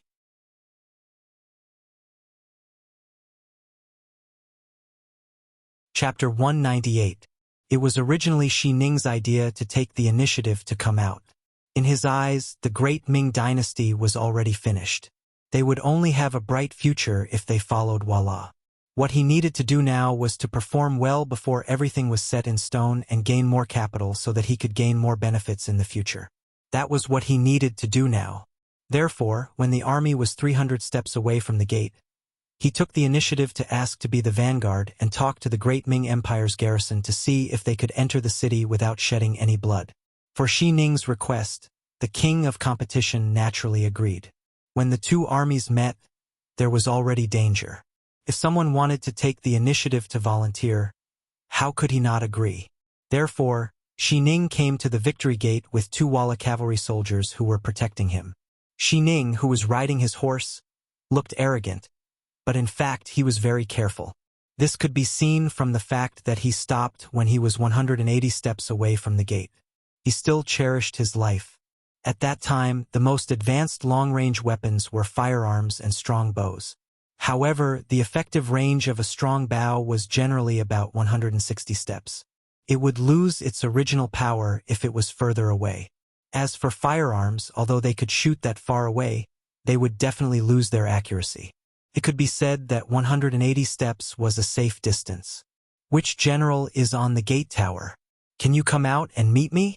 I am the vanguard of the Wala army, Xi Ning. As soon as he arrived at the victory gate, Xi Ning's unpleasant voice, which sounded like a male duck's throat, rushed straight to the top of the gate tower. Yang Chengwang was still dressed in cyan. After Xi Ning shouted, Yang Chengwang walked to the gate tower unhurriedly and exposed his body completely. He looked down at Xi Ning and cupped his fists. It turns out to be eunuch Xi. I've been waiting here for a long time. The one who came out was actually Yang Qindong. Xi Ning narrowed his eyes and looked up. Suddenly, a burst of anger rose from the bottom of his heart. His younger brother, Shisheng, once had a conflict with Yang Qindong. Not long after that, his younger brother died while performing a mission. Although the report at that time said that his younger brother died because of excessive indulgence in sex with a prostitute called Sai Tianxian, he was unwilling to believe this fact. Shisheng could be said to be a veteran in the field of flowers. How could he make such a low-level mistake? His instincts told him that there was something fishy about this matter, and it was very likely that he had been harmed by his enemies. However, because her younger brother and she had offended too many people, it was not easy to find a target. However, he still secretly investigated.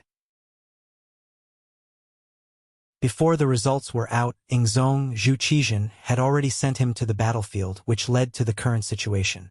Back then, Yang Qindong was one of the people he suspected.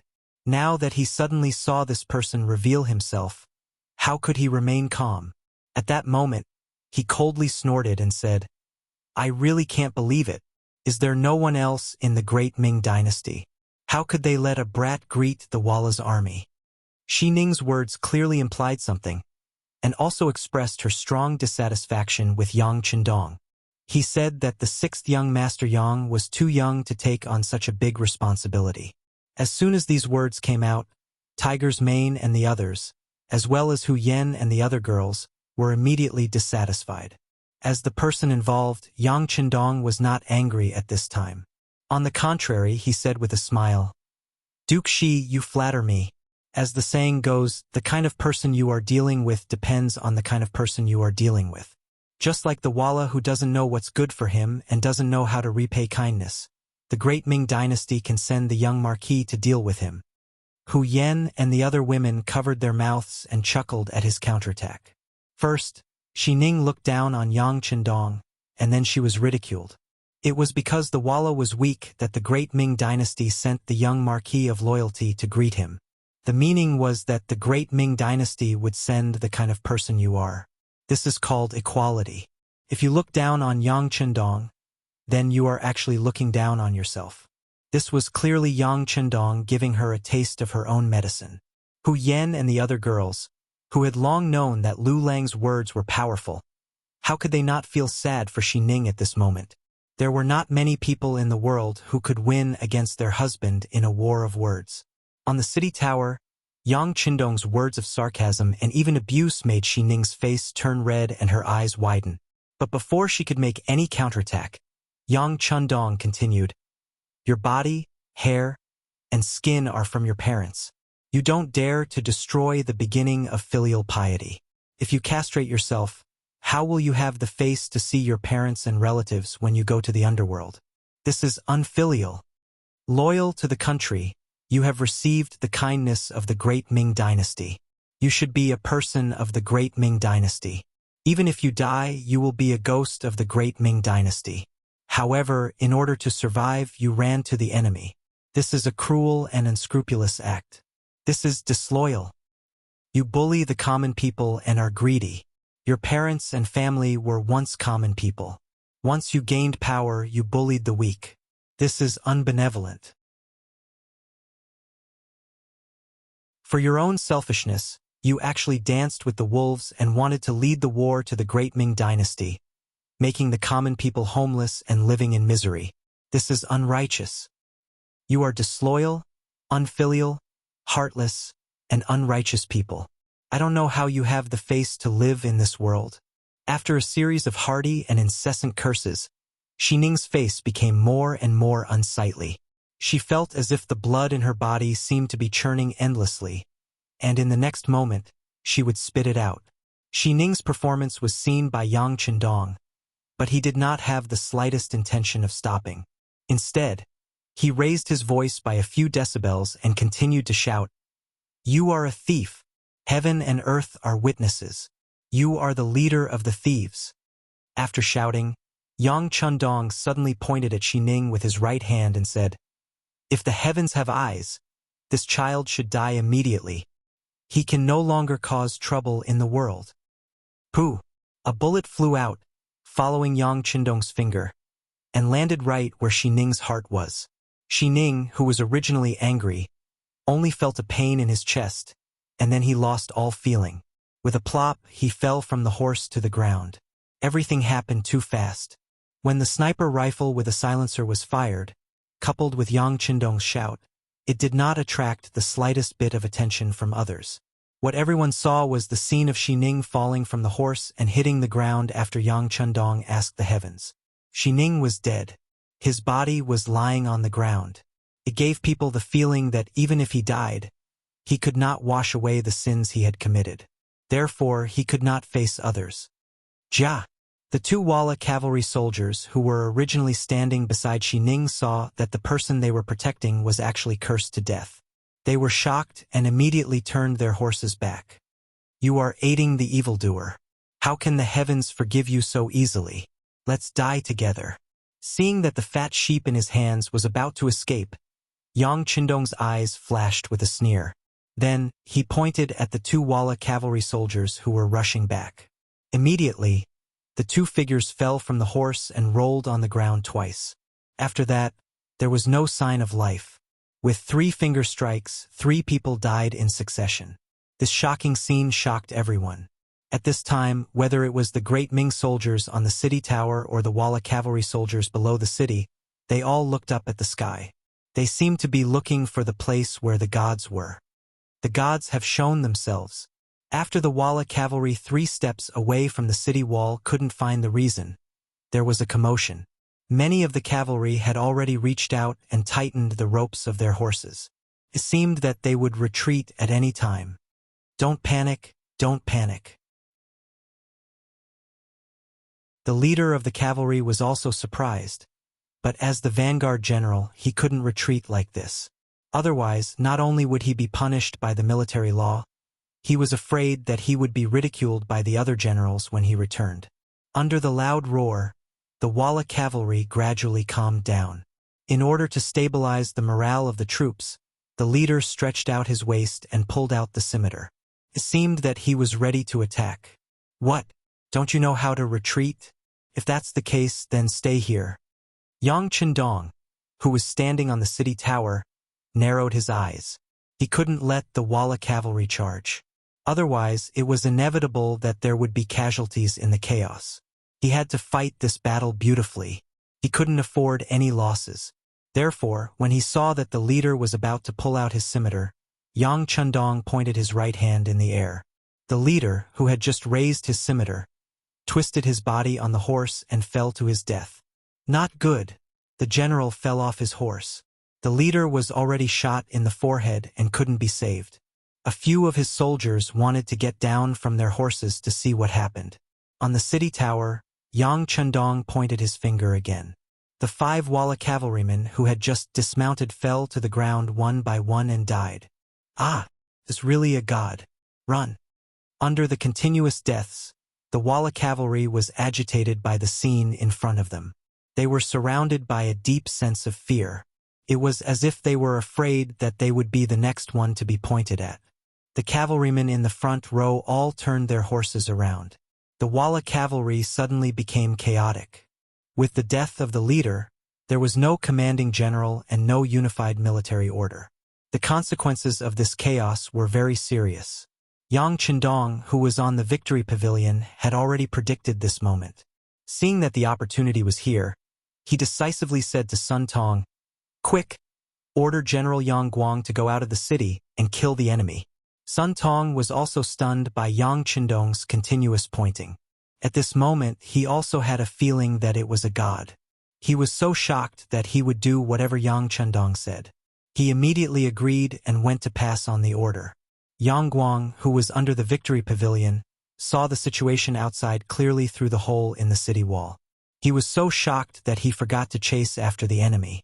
It wasn't until Sun Tong ran to his side and loudly said that the loyal marquis had ordered to go out of the city and kill the enemy that he recovered.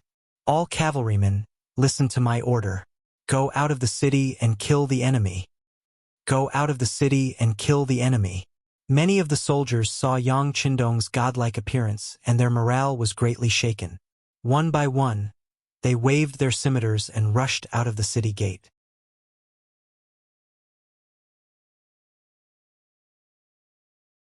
Chapter 199. The formation of the Walla cavalry was still in disarray. When they saw countless great Ming cavalry rushing out of the city gates, they became even more flustered. Every single one of them turned on their horses and fled. However, their formation was already in a complete mess. How could they just run away like that? Before the great Ming cavalry could even reach them, they had already trampled over many of their own people. By the time the great Ming cavalry arrived, they were like the autumn wind sweeping away fallen leaves. They only cared about covering their heads and fleeing like rats. No one dared to fight against the great Ming cavalry. This was a one-sided battle. With the death of their general and the loss of their morale, the Walla cavalry was completely routed. In this kind of situation, how could they possibly be a match for the great Ming cavalry whose morale was at its peak? For a time, the situation on the battlefield was completely one-sided. Standing on top of the city gates of the Victory Gate, one could see the Walla cavalry being slaughtered. There were even some Walla cavalry soldiers kneeling on the ground and begging to surrender. The facts proved that there was no army that was undefeatable. As long as one used the right method, they could be defeated and surrendered. Yang Guang waved his large blade and led the charge. Just the number of Walla cavalry soldiers killed by him exceeded 7. Under his leadership, the majority of the Great Ming cavalry also managed to kill a few. In the end, they were already 15 li away from the city gates. At this moment, Yang Guang suddenly remembered the words of the loyal marquis. He immediately stopped his horse and gave up on the pursuit. Instead, he turned around and began to clean up the battlefield. Hee. With the situation settled, Yang Chendong revealed a hearty smile. He was in a good mood as he waved at Hu Yen and the others. Come. Let's go back to the immortal abode to eat. Let's go. Let's go. Hu Yen and the others didn't show the slightest bit of fear. After seeing the brave side of their husband, the fear in their hearts had long flown beyond the highest heavens. Marquis Yang, the war isn't over yet? Sun Tong saw that Yang Chendong was about to leave and hurriedly stood in front of him with a pleading expression. Isn't today's war already over? Oh, that's right. You can also bring your subordinates to capture captives now. That's a great contribution. After we clean up the battlefield, we can report to the Emperor. As for Marquis, he is a little tired and should go back and rest. When the main force of the Walla arrives, Marquis will appear. After saying this to Sun Tong, Yang Chendong and the four madams went back to the Victory Gate.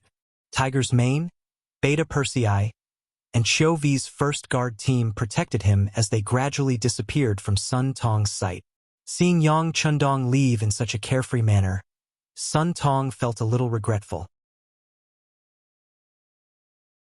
He regretted that he did not seize the opportunity to associate with the loyal Marquis, and regretted that he sent the information that the city gates were wide open to the Emperor.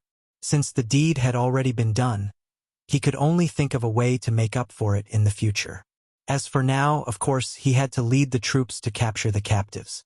Just as Yang Chendong had said, this was a great contribution. Normally, they wouldn't even encounter it, so how could they let it go now that they had encountered it? Sun Tong rushed down the tower with more than 4,000 people and rushed to the front of the Walla cavalry, who were kneeling on the ground. The officers and soldiers of the 5 cities' warden's office, who originally only bullied the civilians, were now standing upright, as if they had changed into another person. After an hour, the battlefield was cleaned up, and the battle report was also summarized. In one battle, more than 2,000 enemies were killed and more than 5,000 were captured. Yang Chendong's debut finally ended with a great victory. Because Sun Tong was focused on snatching military merits, the throne room did not receive the news immediately. Zhu Qiyu and the ministers were together, waiting for the battle report with a nervous expression. From time to time, the ministers would prick up their ears to listen to the movements outside. However, everything was as usual, and they did not hear any sounds of fighting coming from the city. Since there was no movement, it was good news. The Emperor and the officials waited patiently until a eunuch came to report that Deputy Chief Commander Yang Guang and Commander Sun Tong were waiting outside the hall. Zhu Qiyu hurriedly said, "Quickly invite them in." He even used the word, invite. It could be seen that at this moment, Zhu Qiyu was very concerned about the development of the battle, so much so that he did not even care about losing decorum. Yang Guang and Sun Tong, who were wearing heavy armor, strode into the throne room. When they were 20 steps away from the Emperor, they took the initiative to stop. Then, they half knelt on the ground and said in unison, "Great victory! We have come to offer the captives." Although it was only 2 people's voices under full confidence, their voices were extremely loud and clear. This voice was like a giant hammer that struck the hearts of the Emperor and the ministers. Hua! The Emperor and the ministers, who were originally motionless and staring at the 2 people, couldn't help but tense up and then relax. After hearing the 2 people's reports, they were silent for a few seconds, as if they were all digesting this great victory report. How many captives were captured? What was the result of the battle? The Minister of Personnel, Wang Ji, was worthy of being an old minister. His reaction was extremely fast. While the others were still in shock, he had already asked the key question. In this battle, more than 2,000 enemies were killed. More than 5,000 captives were captured, including Walla's Vanguard General, Sai Bian Wang, Vanguard Guan Xining, and others. 10,000 enemies came, but only 2,000 managed to escape. Yang Guang's voice was still loud. More than 5,000 enemy captives are now outside the imperial palace. Emperor and the ministers, please go and take a look. Sun Tong was not willing to give up and reported the merit. This was also what the 2 of them had discussed on the way here. Since the battle was fought together, of course, the merit could not be claimed by one person. In any case, the merit was big enough, so it was not a big deal to have one more person share the burden. In this battle, our army did not have any casualties. We killed the enemy like the autumn wind sweeping away the fallen leaves. This is all because the emperor is protected by the heavens. This official congratulates the emperor. This official congratulates the emperor. When Sun Tong's words of congratulation came out, the ministers reacted at this time.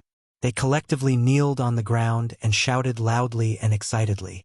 In the past, such words were said by the civil officials. The military officials only needed to focus on the battle. Usually wasn't the reason why they were raised to be used at critical times. As for the merit or not, forget it. Even if they were military officials, it was their responsibility to win the battle. Did you not see Duke Ing Zhongfu's example? When there was a battle, there was limitless glory. When there was no battle, there was all kinds of suspicion and jealousy from the emperor. Even a random eunuch might dare to bully you. In the end, you ended up without a corpse. Sun Tong rushed to say this sentence not because of a whim, but because he had thought about it along the way. Why was it that when he risked his life and had the merit, only those civil officials who were good at talking would get it? He was not convinced, so he took the initiative. Sure enough, taking the initiative to say congratulations to the emperor, Sun Tong attracted a lot of good feelings from Zhu Qiu. Good, very good. General Yang and General Sun have worked hard. After defeating the Walla army, you will be rewarded according to your merits. Ha ha ha, now everyone follow me to see the prisoners. Zhu Qiu, who was originally nervous and clenched his hands until they turned white, could finally put down his high-hanging heart at this moment. At this moment, he was also in a good mood.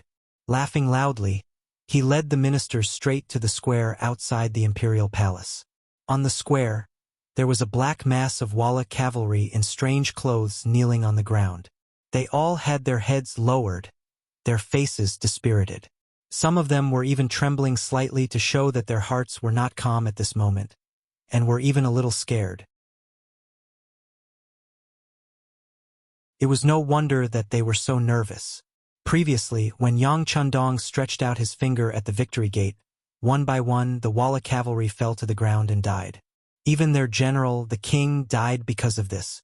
That scene shocked them so much that they still felt scared when they thought about it. The Walla, who had no culture, were very superstitious. They agreed very much with the saying that the gods had appeared. Since even the gods wanted to help the great Ming Empire, how could they fight this war? Surrendering and atoning for their sins might be able to exchange for the forgiveness of the gods. More than 5,000 Walla cavalrymen knelt on the ground obediently. Although their hands were tied, with their current mentality, even if they weren't tied up, not many of them would have the guts to resist. When Zhu Qiu came here with the ministers, he saw this scene in front of him. Looking at the kneeling Walla cavalry, he couldn't see the end of it. The square, which originally looked very wide, was now very crowded. The great Ming Empire's soldiers and the Walla's surrendered soldiers were all over the ground. At this moment, no one doubted Yang Guang and Sun Tong's battle report. They thought that the war should be won, but the result would not be so good. The two generals were exaggerating in order to get military merits. But now it seemed that they were not exaggerating at all. Involuntarily, when the ministers looked at Yang Guang and Sun Tong, their eyes were full of jealousy. People were like this. When in danger, they often thought that it was enough to save their lives, and other worldly possessions could be ignored. But when it was really safe, the thoughts in their hearts would become more and more greedy. This was just a victory, and the Walla's main force had not suffered much damage, but some ministers were thinking about how to get benefits from it. It could be seen that a man who was not content was like a snake trying to swallow an elephant. It was not as simple as saying, "Congratulations, Your Majesty. This is caused by Your Majesty's heavenly power. This is enough to prove that Your Majesty is the true Son of Heaven." Eunuch Jining looked at the seemingly countless captive soldiers in front of him. After his eyes rolled around, he suddenly knelt on the ground and shouted loudly, "Congratulations, Your Majesty. Your Majesty is the true Son of Heaven." Many ministers who were used to flattering also took the opportunity to kneel on the ground and shouted loudly for the emperor's wisdom. The shouts of the ministers made Zhu Qiu feel like he was floating. At this moment, He really thought that he was the emperor recognized by the heavens, and he was the son of the heavens. Otherwise, why was his imperial brother Zhu Qizhen defeated by Wala? And why was Shihang also defeated by Wala, but only he won?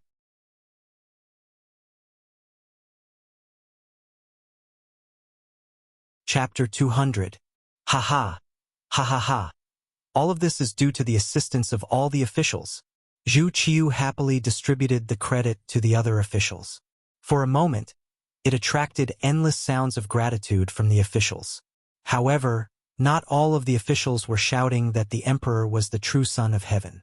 For example, the Minister of Rights, Hu Shao, had always maintained a clear mind. As an old official of several dynasties, he was very clear that the emperor was only the head of the dragons. Otherwise, the court would not be able to be unified and clear. As for who would be the head, it all depended on luck and identity. Just like when Zhu Qizhen was the emperor, didn't these officials also shout that the emperor was wise and that the emperor was the true son of heaven? But in reality, after losing the battle, everyone instantly shut their mouths. Now they began to praise Zhu Qiu again. It was really unknown how thick the skin of these people was. However, in the court there were some things that had to be done. If you were too independent, you would only be isolated by the other officials. In that case, it would really be difficult to do anything. However, even if they wanted to flatter, shouldn't they do it more gently? Zhu Qiu had been nervously waiting in the imperial palace. What did the victory of this battle have to do with him? He was somewhat displeased, or perhaps it was because of the unfairness of his grandson-in-law. When everyone was shouting that the emperor was wise and long live the emperor, Hu Shao suddenly said, "Generals, where is the Marquis of Loyalty and Courage? Why is he not here? Did he leave the city to chase the enemy, or was he injured in the battle?" Finally, someone mentioned Yang Qindong. The originally noisy scene instantly quieted down. Hu Zhao's words were like a bright slap to the face, causing many of the officials' faces to turn red. The true hero of this battle should be Yang Qindong, without a doubt. However, so much time had passed, yet no one thought of him. This was truly a bit too much. When these words came out, Zhu Qiu's face also turned red. He clearly knew that his performance just now was a bit too much. If it wasn't for Yang Qindong, it would have been difficult to achieve such a great victory. After he knew of the great victory, he didn't think of the person with the greatest merit and instead received the congratulations of the officials. This was truly a bit too much. Fortunately, Hu Shao gave a timely reminder. He also asked, "That's right. Why is the Marquis of Loyalty and Courage not here? Why don't we see him?" Zhu Qiu pretended to be anxious for the officials to see. This immediately attracted many of the officials' nods. They all seemed to be praising the emperor's actions towards the meritorious officials. But in reality, only they knew what was going on. Yang Guang and Sun Qindong, the Marquis of Loyalty and Courage. After all, without this person, there wouldn't be today's victory, and they wouldn't have had the chance to be in the limelight. However, it seemed to be a little late for the emperor to ask about it now. No matter how, the emperor of loyalty Zhu Guang. Now that he was asked, the two immediately knelt on the ground and replied, "Your Majesty, the loyal marquis wasn't injured. He only said he was tired and went back to rest." Tired? Resting? Zhu Qiu was confused by this answer. He stood there with a face full of suspicion. Yes, he is indeed tired. The truth is like this. Sun Qindong narrated what happened on the battlefield. From Yang Qindong scolding Xining for being unfaithful, unfilial, heartless, and unjust, he pointed out and Xining died. After that, he pointed out that Xining fell off his horse and died, causing the Wala army to lose morale. Everyone listened to Sun Qindong's narration as if they were listening to a heavenly book. For a moment, everyone's faces tightened. They didn't expect the young marquis to have such ability. While everyone was still digesting Sun Qindong's words, Minister of War Yi Ming spoke first. "Commander Sun, do you know what you just said? The person standing in front of you is the Emperor, the Son of Heaven. How can you speak without thinking? This subject is not speaking nonsense. What I said is the truth. If you don't believe me, you can ask Commander Yang and all the soldiers who participated in the battle. Sun Chindong heard Yiming accuse him of lying and immediately defended himself. A small commander, who was only a 6th-grade official, dared to contradict a 2nd-grade minister of war. This naturally made Yiming's face turn ugly. He secretly made a note of this person and thought that if he had the chance, he would definitely teach him a lesson. His gaze fell on Yang Guang. Vice Commander Yang, tell me, what is the truth? Of course, you don't have to be afraid of other people's threats. Just tell the truth. With this minister here, no one will dare to make things difficult for you. Yiming said this not to support Yang Chindong, but to guide him to refute Sun Chindong and deny the fact that the greatest contributor in this battle was Yang Chindong. If a minister of war were to question a vice commander, the latter would be scared to the point of wetting his pants. However, Yang Guang, who had just experienced a battle, was full of admiration for Yang Chindong. How could he dare to speak ill of him? He immediately kowtowed to the ground. This general does not dare to speak nonsense. What Commander Sun said is the truth. Wow! As soon as Yang Guang's words fell, the crowd once again exclaimed in surprise. Since the two generals had said the same thing, it seemed that this matter was true. However, how could Yang Chindong kill anyone he pointed at? Could it be that he had some kind of sorcery? Yiming stood there with an ugly expression. The two of them were his subordinates in name, but now they dared to refute him in public. It was truly embarrassing. Fortunately, no one's attention was on him, so he didn't lose too much face. After hearing Sun Chindong and Yang Guang's explanation, the officials finally understood why the loyal Marquis was tired and needed a good rest. It was probably because the sorcery he used was too tiring. Of course, some people who knew immediately thought of the mercenaries who had the most advanced firearms. These people only knew that the mercenaries' firearms were very advanced. As for how advanced they were, they didn't know. After hearing what happened on the battlefield today, they had a new view of the matter. Zhu Qiu was naturally one of the people who knew. But the more it was like this, the more worried he was. This advanced firearm could easily take a person's life from 1,000 meters away. If that was the case, didn't it mean that if one day they wanted to deal with him, he would also have nowhere to hide? As soon as this thought appeared, it was like a large stone pressing down on him, making it hard for him to breathe. He even felt a little restless. As the emperor, the thing he was most worried about was that he couldn't control the situation. Then he wouldn't be able to decide the life and death of others. At this moment, the joy of winning the battle was no longer as strong. Instead, it was replaced with a worried expression. Zhu Qiu left first, accompanied by head eunuch Jin Ying. Without the emperor, the officials also lost the mood to celebrate. One by one, they turned and returned to their own residences. With today's victory, they could finally go back and have a good night's sleep. In the imperial palace, Zhu Qiu walked in front with a heavy heart. Behind him, Jin Ying followed step by step. It wasn't until they entered the rear courtyard of the imperial palace and there was no one around that he quickened his pace. He was half a step behind the emperor when he said, "Your Majesty, are you worried about the Marquis of Loyalty?" "Yes." Without anyone else around, Zhu Qiu finally admitted, "The mercenaries' firearms are too advanced. The Marquis of Loyalty has such a good relationship with them. If they—" Zhu Qiu didn't finish his sentence, but he believed that Jin Ying would understand. In a sense, they were grasshoppers on the same rope. Only when his throne was secure could Jin Ying bask in his glory and hold power. How could Jin Ying not understand this logic? With Zhu Qiu around, he was the eunuch Jin that everyone admired. Without this emperor, he would probably die without a burial ground.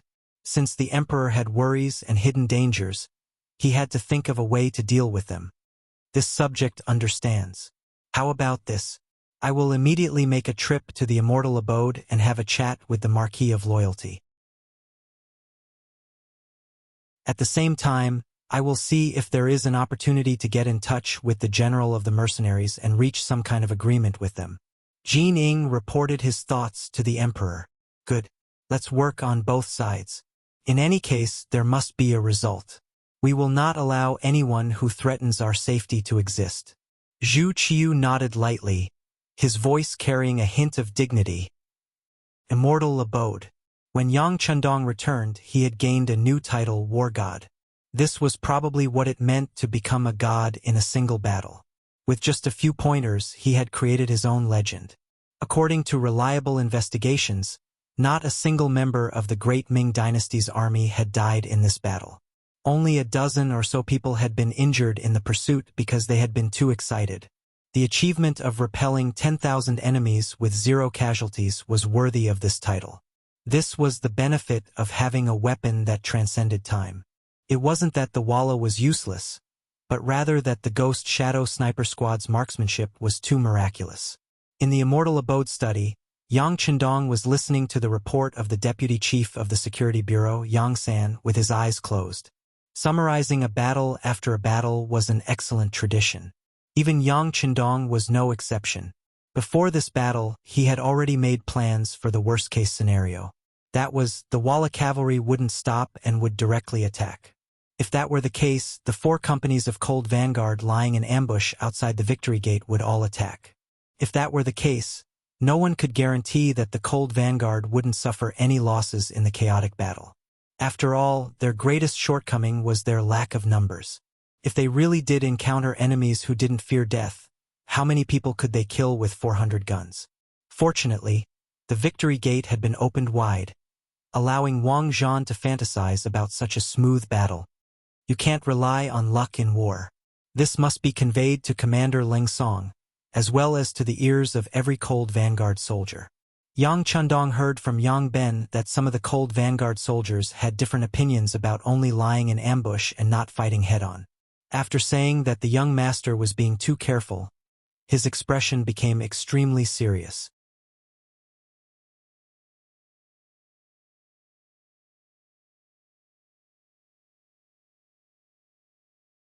However, they were so powerful that even the emperor had to give face to them. Often, they would support things that were beneficial to them and oppose things that were not. Yang Chundong's appearance was a threat to them. It was just that the fight had not reached the root of the problem yet, so it had not escalated to the extreme.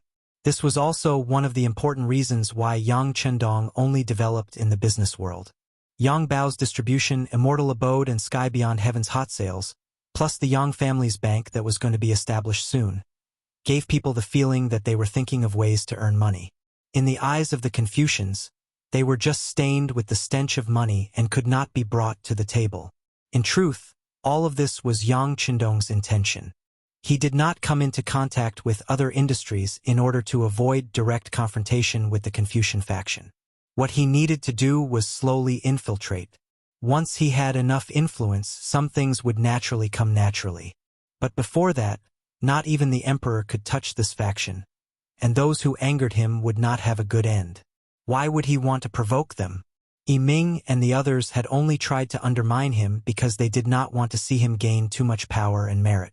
In the end, it was still jealousy at work. This sort of mentality was of no consequence to the overall situation, so there was no need to care too much about it. On the contrary, if he killed them now, anyone who wasn't a fool would be able to see that he was the culprit. That would be tantamount to declaring war on the Confucian sect. He wouldn't do such a thankless thing. Yang Chundong had vetoed the decision to attack Yi Ming and the others, so Yang San knew that the time was not right. He immediately expressed that he would only pay attention to these people in the future, but would not take any action.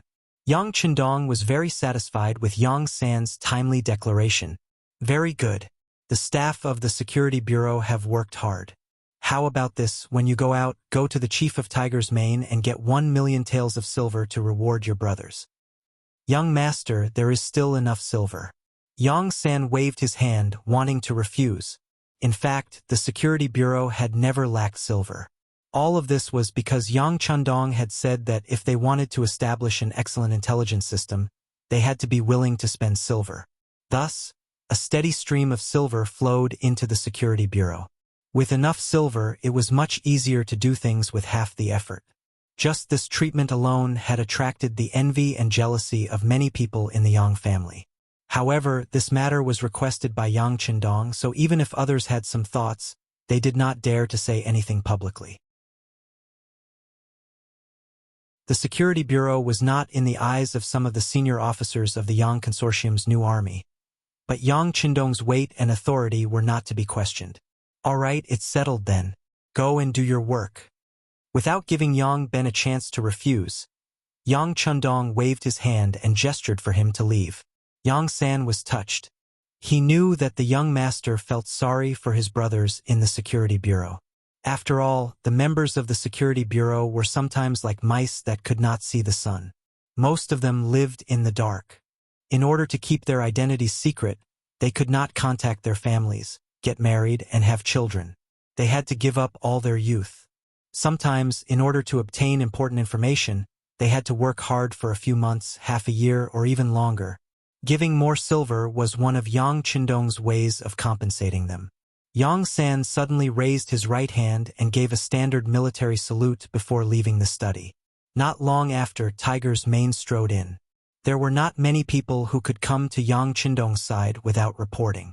Other than Hu Yen and the other girls, only Tiger's Mane and Beta Persei had such qualifications. Young Master Eunuch Jining is here. He said he brought a new edict from His Majesty. As soon as Tiger's Mane entered the room and saw Yang Qindong leaning against the chair with his eyes closed, he said carefully. Yang Qindong, whose eyes were still closed, acted as if he did not hear Tiger's Mane's words. He asked, "Has the 1,000,000 taels of silver been sent to the Security Bureau?" "Yes, it's been sent. It's the remuneration that His Majesty gave to Lung Feng." "That's good. Arrange a side hall. I'll go see Jining." Yang Qindong slowly opened his eyes. After he got up and stretched, his eyes shone with a dazzling luster again. At this moment, Jining had come to see him. Even if he used his toes to think, he would know why. It seemed that Zhu Qiu was not confident. Zhu Qiu was indeed not confident. On one hand, he wanted to use the mercenaries to defeat Walla's great enemy. On the other hand, he was worried that the mercenaries would threaten his safety after their victory. To guard against people and to use people at the same time. Under such contradictory psychology, Jining had come. In the side hall, Yang Qindong and Jining met. After greeting each other, they sat down in their respective seats. Eunuch Jin first praised the loyal Marquis's performance today and even called him a military god. Both the embroidered uniform guards and the East faction guards had their own intelligence agencies. Because they had been established for a long time, their strength could not be underestimated. For example, the fact that Yang Qindong was called a military god could not be hidden from Jin Ying's eyes and ears. Haha, Eunuch Jin must be joking. It's all thanks to His Majesty's good fortune, Yang Qindong said modestly with a smile. Ah, this battle was won by relying on the advanced firearms of the mercenaries. His Majesty is just someone who spent money. Jining chuckled, but as he spoke, he pointed out the crux of the problem. This eunuch was clear about everything. You're just a military god who used advanced firearms. Can't be taken seriously. Moreover, even if the mercenaries were hired, the emperor would be the one paying for it. Your contribution would be even less. Yes, Eunuch Jin's words are very true. Yang Qindong's expression did not change. He did not even have the intention to deny it. For this matter, Zhu Qiu had spent 10,000,000 taels of silver. Although half of it had been in the form of property, it was still wealth. The fact that Yang Qindong had so easily admitted it made Jining feel like he had punched cotton, and his complexion turned rather nasty. When he had come, he had already prepared himself for Yang Qindong to ask for a reward.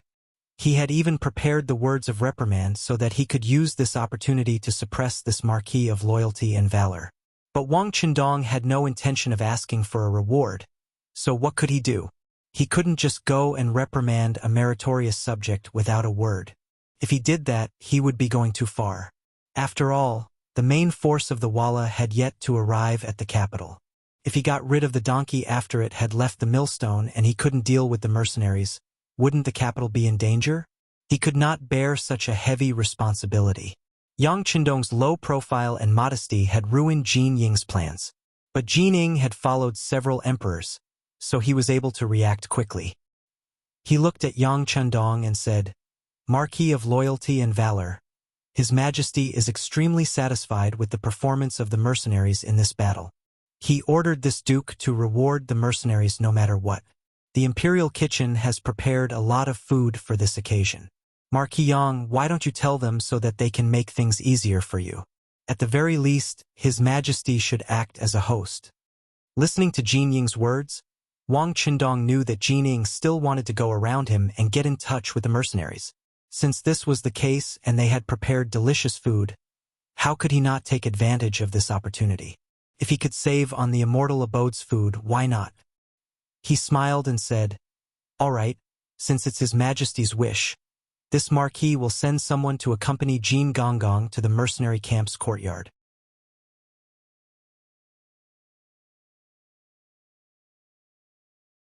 Chapter 202. Yang Qindong was so cooperative. Not only did he agree, but he also did not go personally.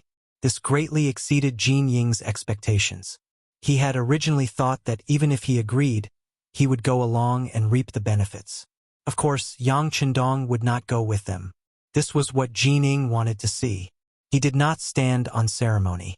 "In that case, I'll have to trouble you, Duke of Loyalty." "Haha, no problem, no problem." Seeing that Jin Ying did not invite him to go with them, Yang Qindong looked at him with annoyance. He could even imagine that once Zhu Qiyu really contacted the mercenaries, she would immediately kick him out. She might even find a crime to confiscate his family property. This was the scheming of an emperor. Sometimes, the emperor would turn hostile and refuse to acknowledge the other party's kindness. However, no matter how much Zhu Qiyu calculated, he would never have thought that the real mastermind behind the mercenaries was Yang Qindong. His methods would be useless in the end. In fact, it was not just Zhu Qiyu. None of the old foxes in the imperial court would have thought that the mercenaries, who had such advanced firearms, would have anything to do with a young man who was not even 20 years old. It was precisely because no one could guess that Yang Qindong did not cause everyone to boycott him in advance. Jin Ying left happily. Tiger's Mane followed Yang Qindong's orders and accompanied him to the courtyard of the mercenaries' barracks. Yang Qindong had mentioned this when he met with Commander Leng Song and the others yesterday. Once they won the battle and displayed their great strength, the emperor of the Great Ming Dynasty would certainly think of a way to contact them and deepen their relationship. This was something that would be difficult to avoid. Instead of thinking of all sorts of ways and excuses to avoid it, it was better to meet them openly. In any case, there would be no promises. On the contrary, there would be some benefits. Why not? Jin Ying did not know about this. He only knew that if he had the chance to meet with the mercenaries alone, as long as he could establish a good relationship with them and make them work for him, it would infinitely increase his authority. In this way, even in front of the emperor Zhu Qiyu, he would be able to speak with more confidence. Led by Tiger's Man, Jin Ying brought a group of embroidered uniform guards and a young eunuch from the palace to the courtyard of the mercenaries' military camp. With Yang Qindong's previous instructions, the group naturally entered without a hitch. Here, Jin Ying met the leader of the mercenaries for the first time, Leng Song, whom the soldiers addressed as commander. Although she didn't know what the commander's official title was, seeing how respectful the others were towards Leng Song, Jin Ying's intuition told her that there would only be benefits and no harm in getting closer to this person.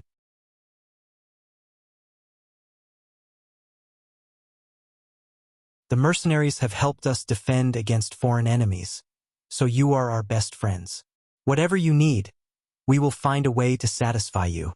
Since Jin Ying had agreed so readily, Leng Song naturally had to express his gratitude. He laughed heartily and invited the other party into the depths of the barracks. On the surface, the relationship between the two sides seemed to be quickly warming up. Jin Ying and Leng Song took this opportunity to get to know each other better and reached a certain consensus. When he left, Jin Ying's face was filled with excitement, as if an old tree had just bloomed. When the other junior eunuchs saw this, they felt an inexplicable sense of fear. They seemed to have seen eunuch Jin Ying regain his manly vigor. He was probably going to find them at any time to have some fun. There were many times when the world of eunuchs was unknown to outsiders, and they couldn't understand it. Perverted people often had many perverted methods, and these methods were often used to make senior eunuchs happy, while the junior eunuchs had nothing left to live for. Not long after Jining left, an inconspicuous man dressed as a woodcutter walked out from the rear courtyard of the barracks, heading straight for the immortal abode. No one knew that this inconspicuous man was a secret agent from the Security Bureau. He wanted to report the details of Leng Song and Jin Ying's conversation to the sixth young master. In the palace, Jining was delighted to see Zhu Qiu. She then truthfully reported to Zhu Qiu what she had discussed with Commander Leng. Your Majesty, this subject has already found out that the headquarters of the mercenaries are at sea, on a large ship. They don't have a fixed residence, and will go wherever they are needed. Most of the mercenaries are from the Great Ming Dynasty, but because they can't survive under the harsh governance of the local officials, they have no choice but to take the risk and seek a living at sea. Jining proudly told Zhu Qiu everything she knew about the mercenaries, those corrupt officials. When Zhu Qiu heard this, his face was filled with anger. For such talented people to be chased out of the country, those local officials were the sinners of the country. Yes, corrupt officials should be killed. But if it weren't for their actions, these people would only be decent soldiers at best. Without advanced firearms, they would be no different from the ordinary soldiers of the Great Ming Dynasty. Through her understanding of Zhu Qiu over the past few days, Jining had more or less seen through him. This emperor was the type who had great ambitions. He truly wanted to become a famous ruler and strengthen the Great Ming Dynasty. However, some things couldn't be changed by one's will. If he truly wanted to revive the Great Ming Dynasty, there were still too many things that needed to be done. How to strengthen the Great Ming Dynasty was a grand goal to begin with. It was difficult to explain in a short amount of time. Jining wanted to talk about the problem at hand, so Gu Qin continued, Your Majesty, it's because of the advanced firearms that these mercenaries possess undefeatable battle prowess. From chatting with Commander Leng Song, this subject found out that it was because the loyal Marquis had unintentionally made a business deal with them that he gained their basic trust. For example, most of the goods sold in Heavens Beyond Heaven were provided by the mercenaries. After Yang Chendong obtained them, he sold them at a high price to the merchants and commoners of the Great Ming Dynasty. Speaking of which, he's the blood-sucking one of the most corrupt officials. That's right. Although the loyal Marquis is young, his ambitions aren't small. This person isn't easy to get along with. If there's an opportunity in the future, we have to think of a way to get rid of him. Zhu Qiu nodded in agreement. Ever since he ascended the throne, Yang Chendong had been demanding things from him. He didn't behave like a subject should. It was precisely because Yang Chendong protected his imperial brother, Zhu Qizhen, that the Great Ming Dynasty was suddenly split into two halves. Although he did contribute to the defense of the capital this time, how much money did he get from the Great Ming Dynasty's treasury and how much imperial property? A subject who profited from the country's war was truly infuriating and deserved to be killed. If it weren't for the fact that the defense of the capital was imminent, in a fit of anger, he might have already issued a decree to kill Yang Chendong. Seeing that the emperor was full of loathing for the loyal Marquis, Jining Nai felt a burst of joy in his heart. This was exactly what he wanted. Yang Chendong's wealth and influence were simply too tempting. If he could get rid of this person, the profits would definitely not be small. Most importantly, if he got rid of this person, he would be able to privately contact the mercenaries and become the link and bridge between them and the Great Ming Dynasty's commerce. At that time, would he still have to worry about a steady flow of money? Yes, Your Majesty is right. However, these are all trivial matters at the moment. How to maintain a close relationship with the mercenaries is the most important thing. This subject thinks like this. First, we need to get closer to each other so that they won't have any ideas about us. Second, we need to make them work for us. With their support and assistance, it won't be difficult to drive away Walla or defeat Ingzong. We can even buy a large number of advanced firearms from them. It won't be impossible for us to expand our territory and strengthen our Great Ming.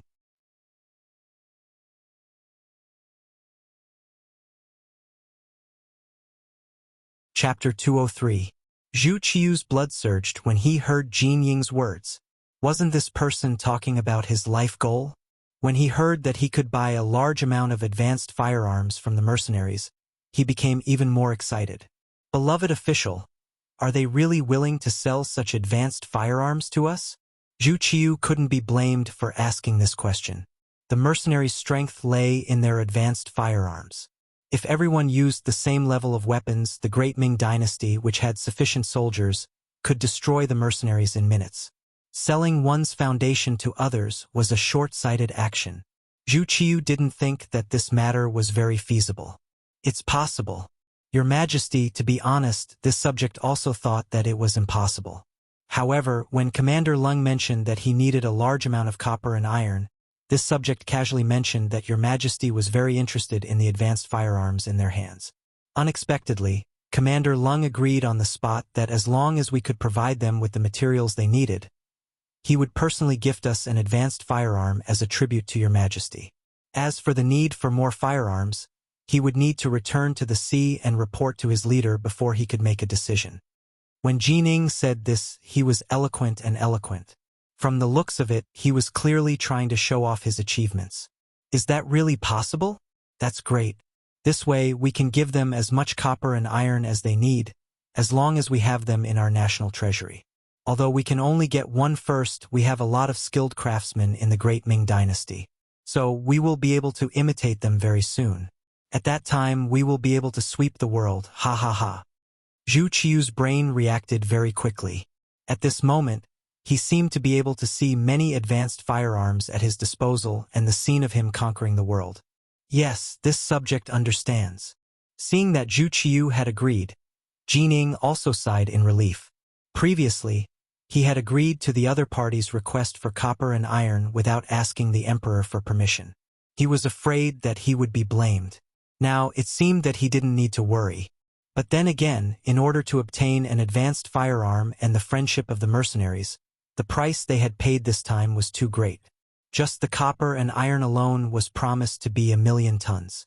This was already 3/5 of the amount in the Great Ming Dynasty's national treasury, and it had been accumulated since the time when they became ancestors. Looking at it this way, the capital they paid was too much. But when he thought about the friendship between the two countries and an advanced firearm, it seemed to be worth it. Immortal Abode. The information from the Security Bureau was sent to Yang Qindong. Ha ha ha, very good. It's done. In the study, Yang Qindong's joyful laughter could be heard. There were a lot of science and technology books stored in the warehouse. They were supposed to be distributed to the troops for them to study. Now, Yang Qindong took out a portion of it and gave it to the researchers in Crimson City. Those people were originally 1 in 1,000 talents. Now that they had the materials they could learn from, they could do things with half the effort. The development of the city was changing day by day. With ready-made firearms and detailed books, it was not difficult for him to not improve. The only thing that hindered its development was the lack of raw materials. For this matter, Yang Qindong had even made preparations to attack the Japanese Empire. As everyone knew, the Japanese Empire was located in the middle of the ocean and was made up of several islands. Because of its special geographical location, they had a lot of gold and steel mines. These were the things that Yang Xie needed to develop. However, the Ryukyu kingdom had not been completely stabilized. If he sent troops to the Japanese Empire now, he would feel that he was stretched thin, which was why it had not taken shape yet. In the end, there was too little time, and the number of troops in Yang Xie's army was too small. Since he could not immediately attack the Japanese Empire, Yang Qindong had to reconsider where he could get more copper and iron for Crimson City's development. After thinking about it, his target was still the Great Ming Dynasty. He wondered if he could use Zhu Qiu's eagerness to make a fuss. Lung Song did not disappoint. After negotiating with Jining, he managed to get 1,000,000 tons of copper and iron. With these things, it could be imagined that the problem of Crimson City's raw materials had been temporarily solved. How could he not be happy? As for whether or not the Great Ming Dynasty would replicate the advanced firearms, Yang Qindong was not too worried. Even with a ready-made firearm, it would take a long time to replicate it. When that time came, who knew what the situation would be like? Who knew? Who knew? Without the corresponding books and guidance of others, who knew how long it would take to create a new firearm just by relying on a finished product? Who knew how many detours there would be? As for what could be done with this advanced firearm, without the corresponding bullets, it was just a decoration and could not threaten anyone. The important thing was that he had obtained 1,000,000 tons of copper and iron. Moreover, Zhu Qiu had personally agreed to it. Even if it was shipped out of the capital to the sea, it would still be justified. Just as he was thinking about how Jining had helped him greatly, more intelligence from the Security Bureau arrived. It was an intelligence report on the Walla's army. It had to be said that the Walla cavalry was truly an elite force. Not only did they charge quickly, they also fled quickly. It had not been long since the battle in the morning, but their deserters had already retreated 300 li and found the main force of the Walla's army. According to the intelligence report, the Walla's army only had 60,000 soldiers, but it was said to be 200,000. After reorganizing the vanguard that had escaped, they were rapidly marching toward the capital. Of the 50,000 soldiers, there were 40,000 cavalry and 10,000 infantry. It had to be said that the steppe truly was rich in healthy horses. In this aspect, the great Ming dynasty could not compare. In the absence of modern chariots, Yang Qindong was also considering building a cavalry team. He had even prepared a candidate. It was a young man named Windchaser. This person had lived on the steppe since he was young and was extremely familiar with horses. Even more amazing was that he even understood horse language and could communicate with healthy horses in an extremely short amount of time. With such talent, he should have been able to do well on the steppe. However, fate played a little joke on him. Because his mother was quite beautiful, the leader of the local tribe took a fancy to her. First, he killed his father, then he took his mother by force, forcing his staunch mother to die on the spot. At the time, Zhui Feng was only 12 years old. In a fit of rage, he killed the leader and took revenge for his parents. Then, he rode a healthy horse and fled to the Central Plains. After fleeing for 6 years, he coincidentally joined the Yangtze's new army. A while ago, Zhui Feng had already passed the strict test of the Cold Front and was approved by the commander, Lang Song, to bring the 9 Cold Front members back to the steppe. He used his status as the squad leader to gather information and secretly accumulate strength. The matter of Zhui Feng only flashed through his mind. The main force of the Walla was already here. How to deal with them was the problem that Yang Qindong needed to consider. With the death of the vanguard army's journal king, he was afraid that they would not listen to his orders to set up a formation in front of the city and wait for his roll call. It was very likely that when the city gates opened, they would all rush into the city. If that was the case, it would be difficult to control the situation with just the 400 Cold Front members. Therefore, not letting the enemy enter the city was a prerequisite. Defending the city did not satisfy Yang Qindong. He needed to attack and not passively defend. The great Ming dynasty could not allow the Mongol tribes to bully them. If they could only defend when they were at their doorstep, this was definitely a disgrace. Take the initiative to attack and kill our way out. This thought quickly flashed through Yang Qindong's mind. He got up and went next door. There, Tiger's Mane and the others had already set up a reconstruction sand table based on the information from the Security Bureau. Striding in front of the sand table, Yang Qindong's gaze swept across the table. One plan after another was quickly formed or rejected. Gradually, the battle plan became more and more mature. Walla Army Camp. After attacking for an entire night, it could be said that the men and horses were tired. Most of the soldiers were resting in their tents. However, as the leader, Yeshen could not sleep.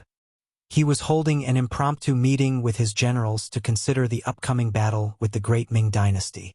Participating in the meeting was his other brother, Borimo, the general's grandfather, and other tall Mongol warriors with a valiant aura.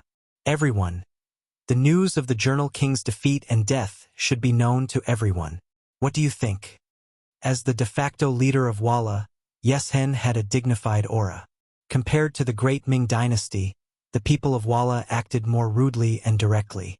As soon as Yeshen finished speaking, the general's grandfather took the initiative to stand up and loudly said, "Leader, we have the world's fastest horses and superb riding and archery skills. We only need to rush into the great Ming dynasty's capital. With our warriors, who can stop us? As for the periodical king being killed, I think he simply wanted to imitate the Han people and hold a meeting before the battle. This gave the other side the opportunity to be attacked by our unknown hidden weapons. It's nothing to worry about. The general's grandfather was a famous warrior in Walla. He was known for his extraordinary strength and superb archery skills. After many military achievements, he was favored by Yeshen. Naturally, when he spoke, there was no need to worry so much. Yes, we only need to kill with our army. At that time, no matter what the other side has, they will not be able to succeed. Facing Emperor Ingzong's 500,000 troops, we can win. Now, there are only 10,000 enemies. It is not enough to worry about. After the general's grandfather took the lead, the other generals also shouted loudly and expressed their opinions. You're tuning in to the Journey of the Soul YouTube channel. Don't forget to subscribe and join us on this journey to catch the most captivating stories.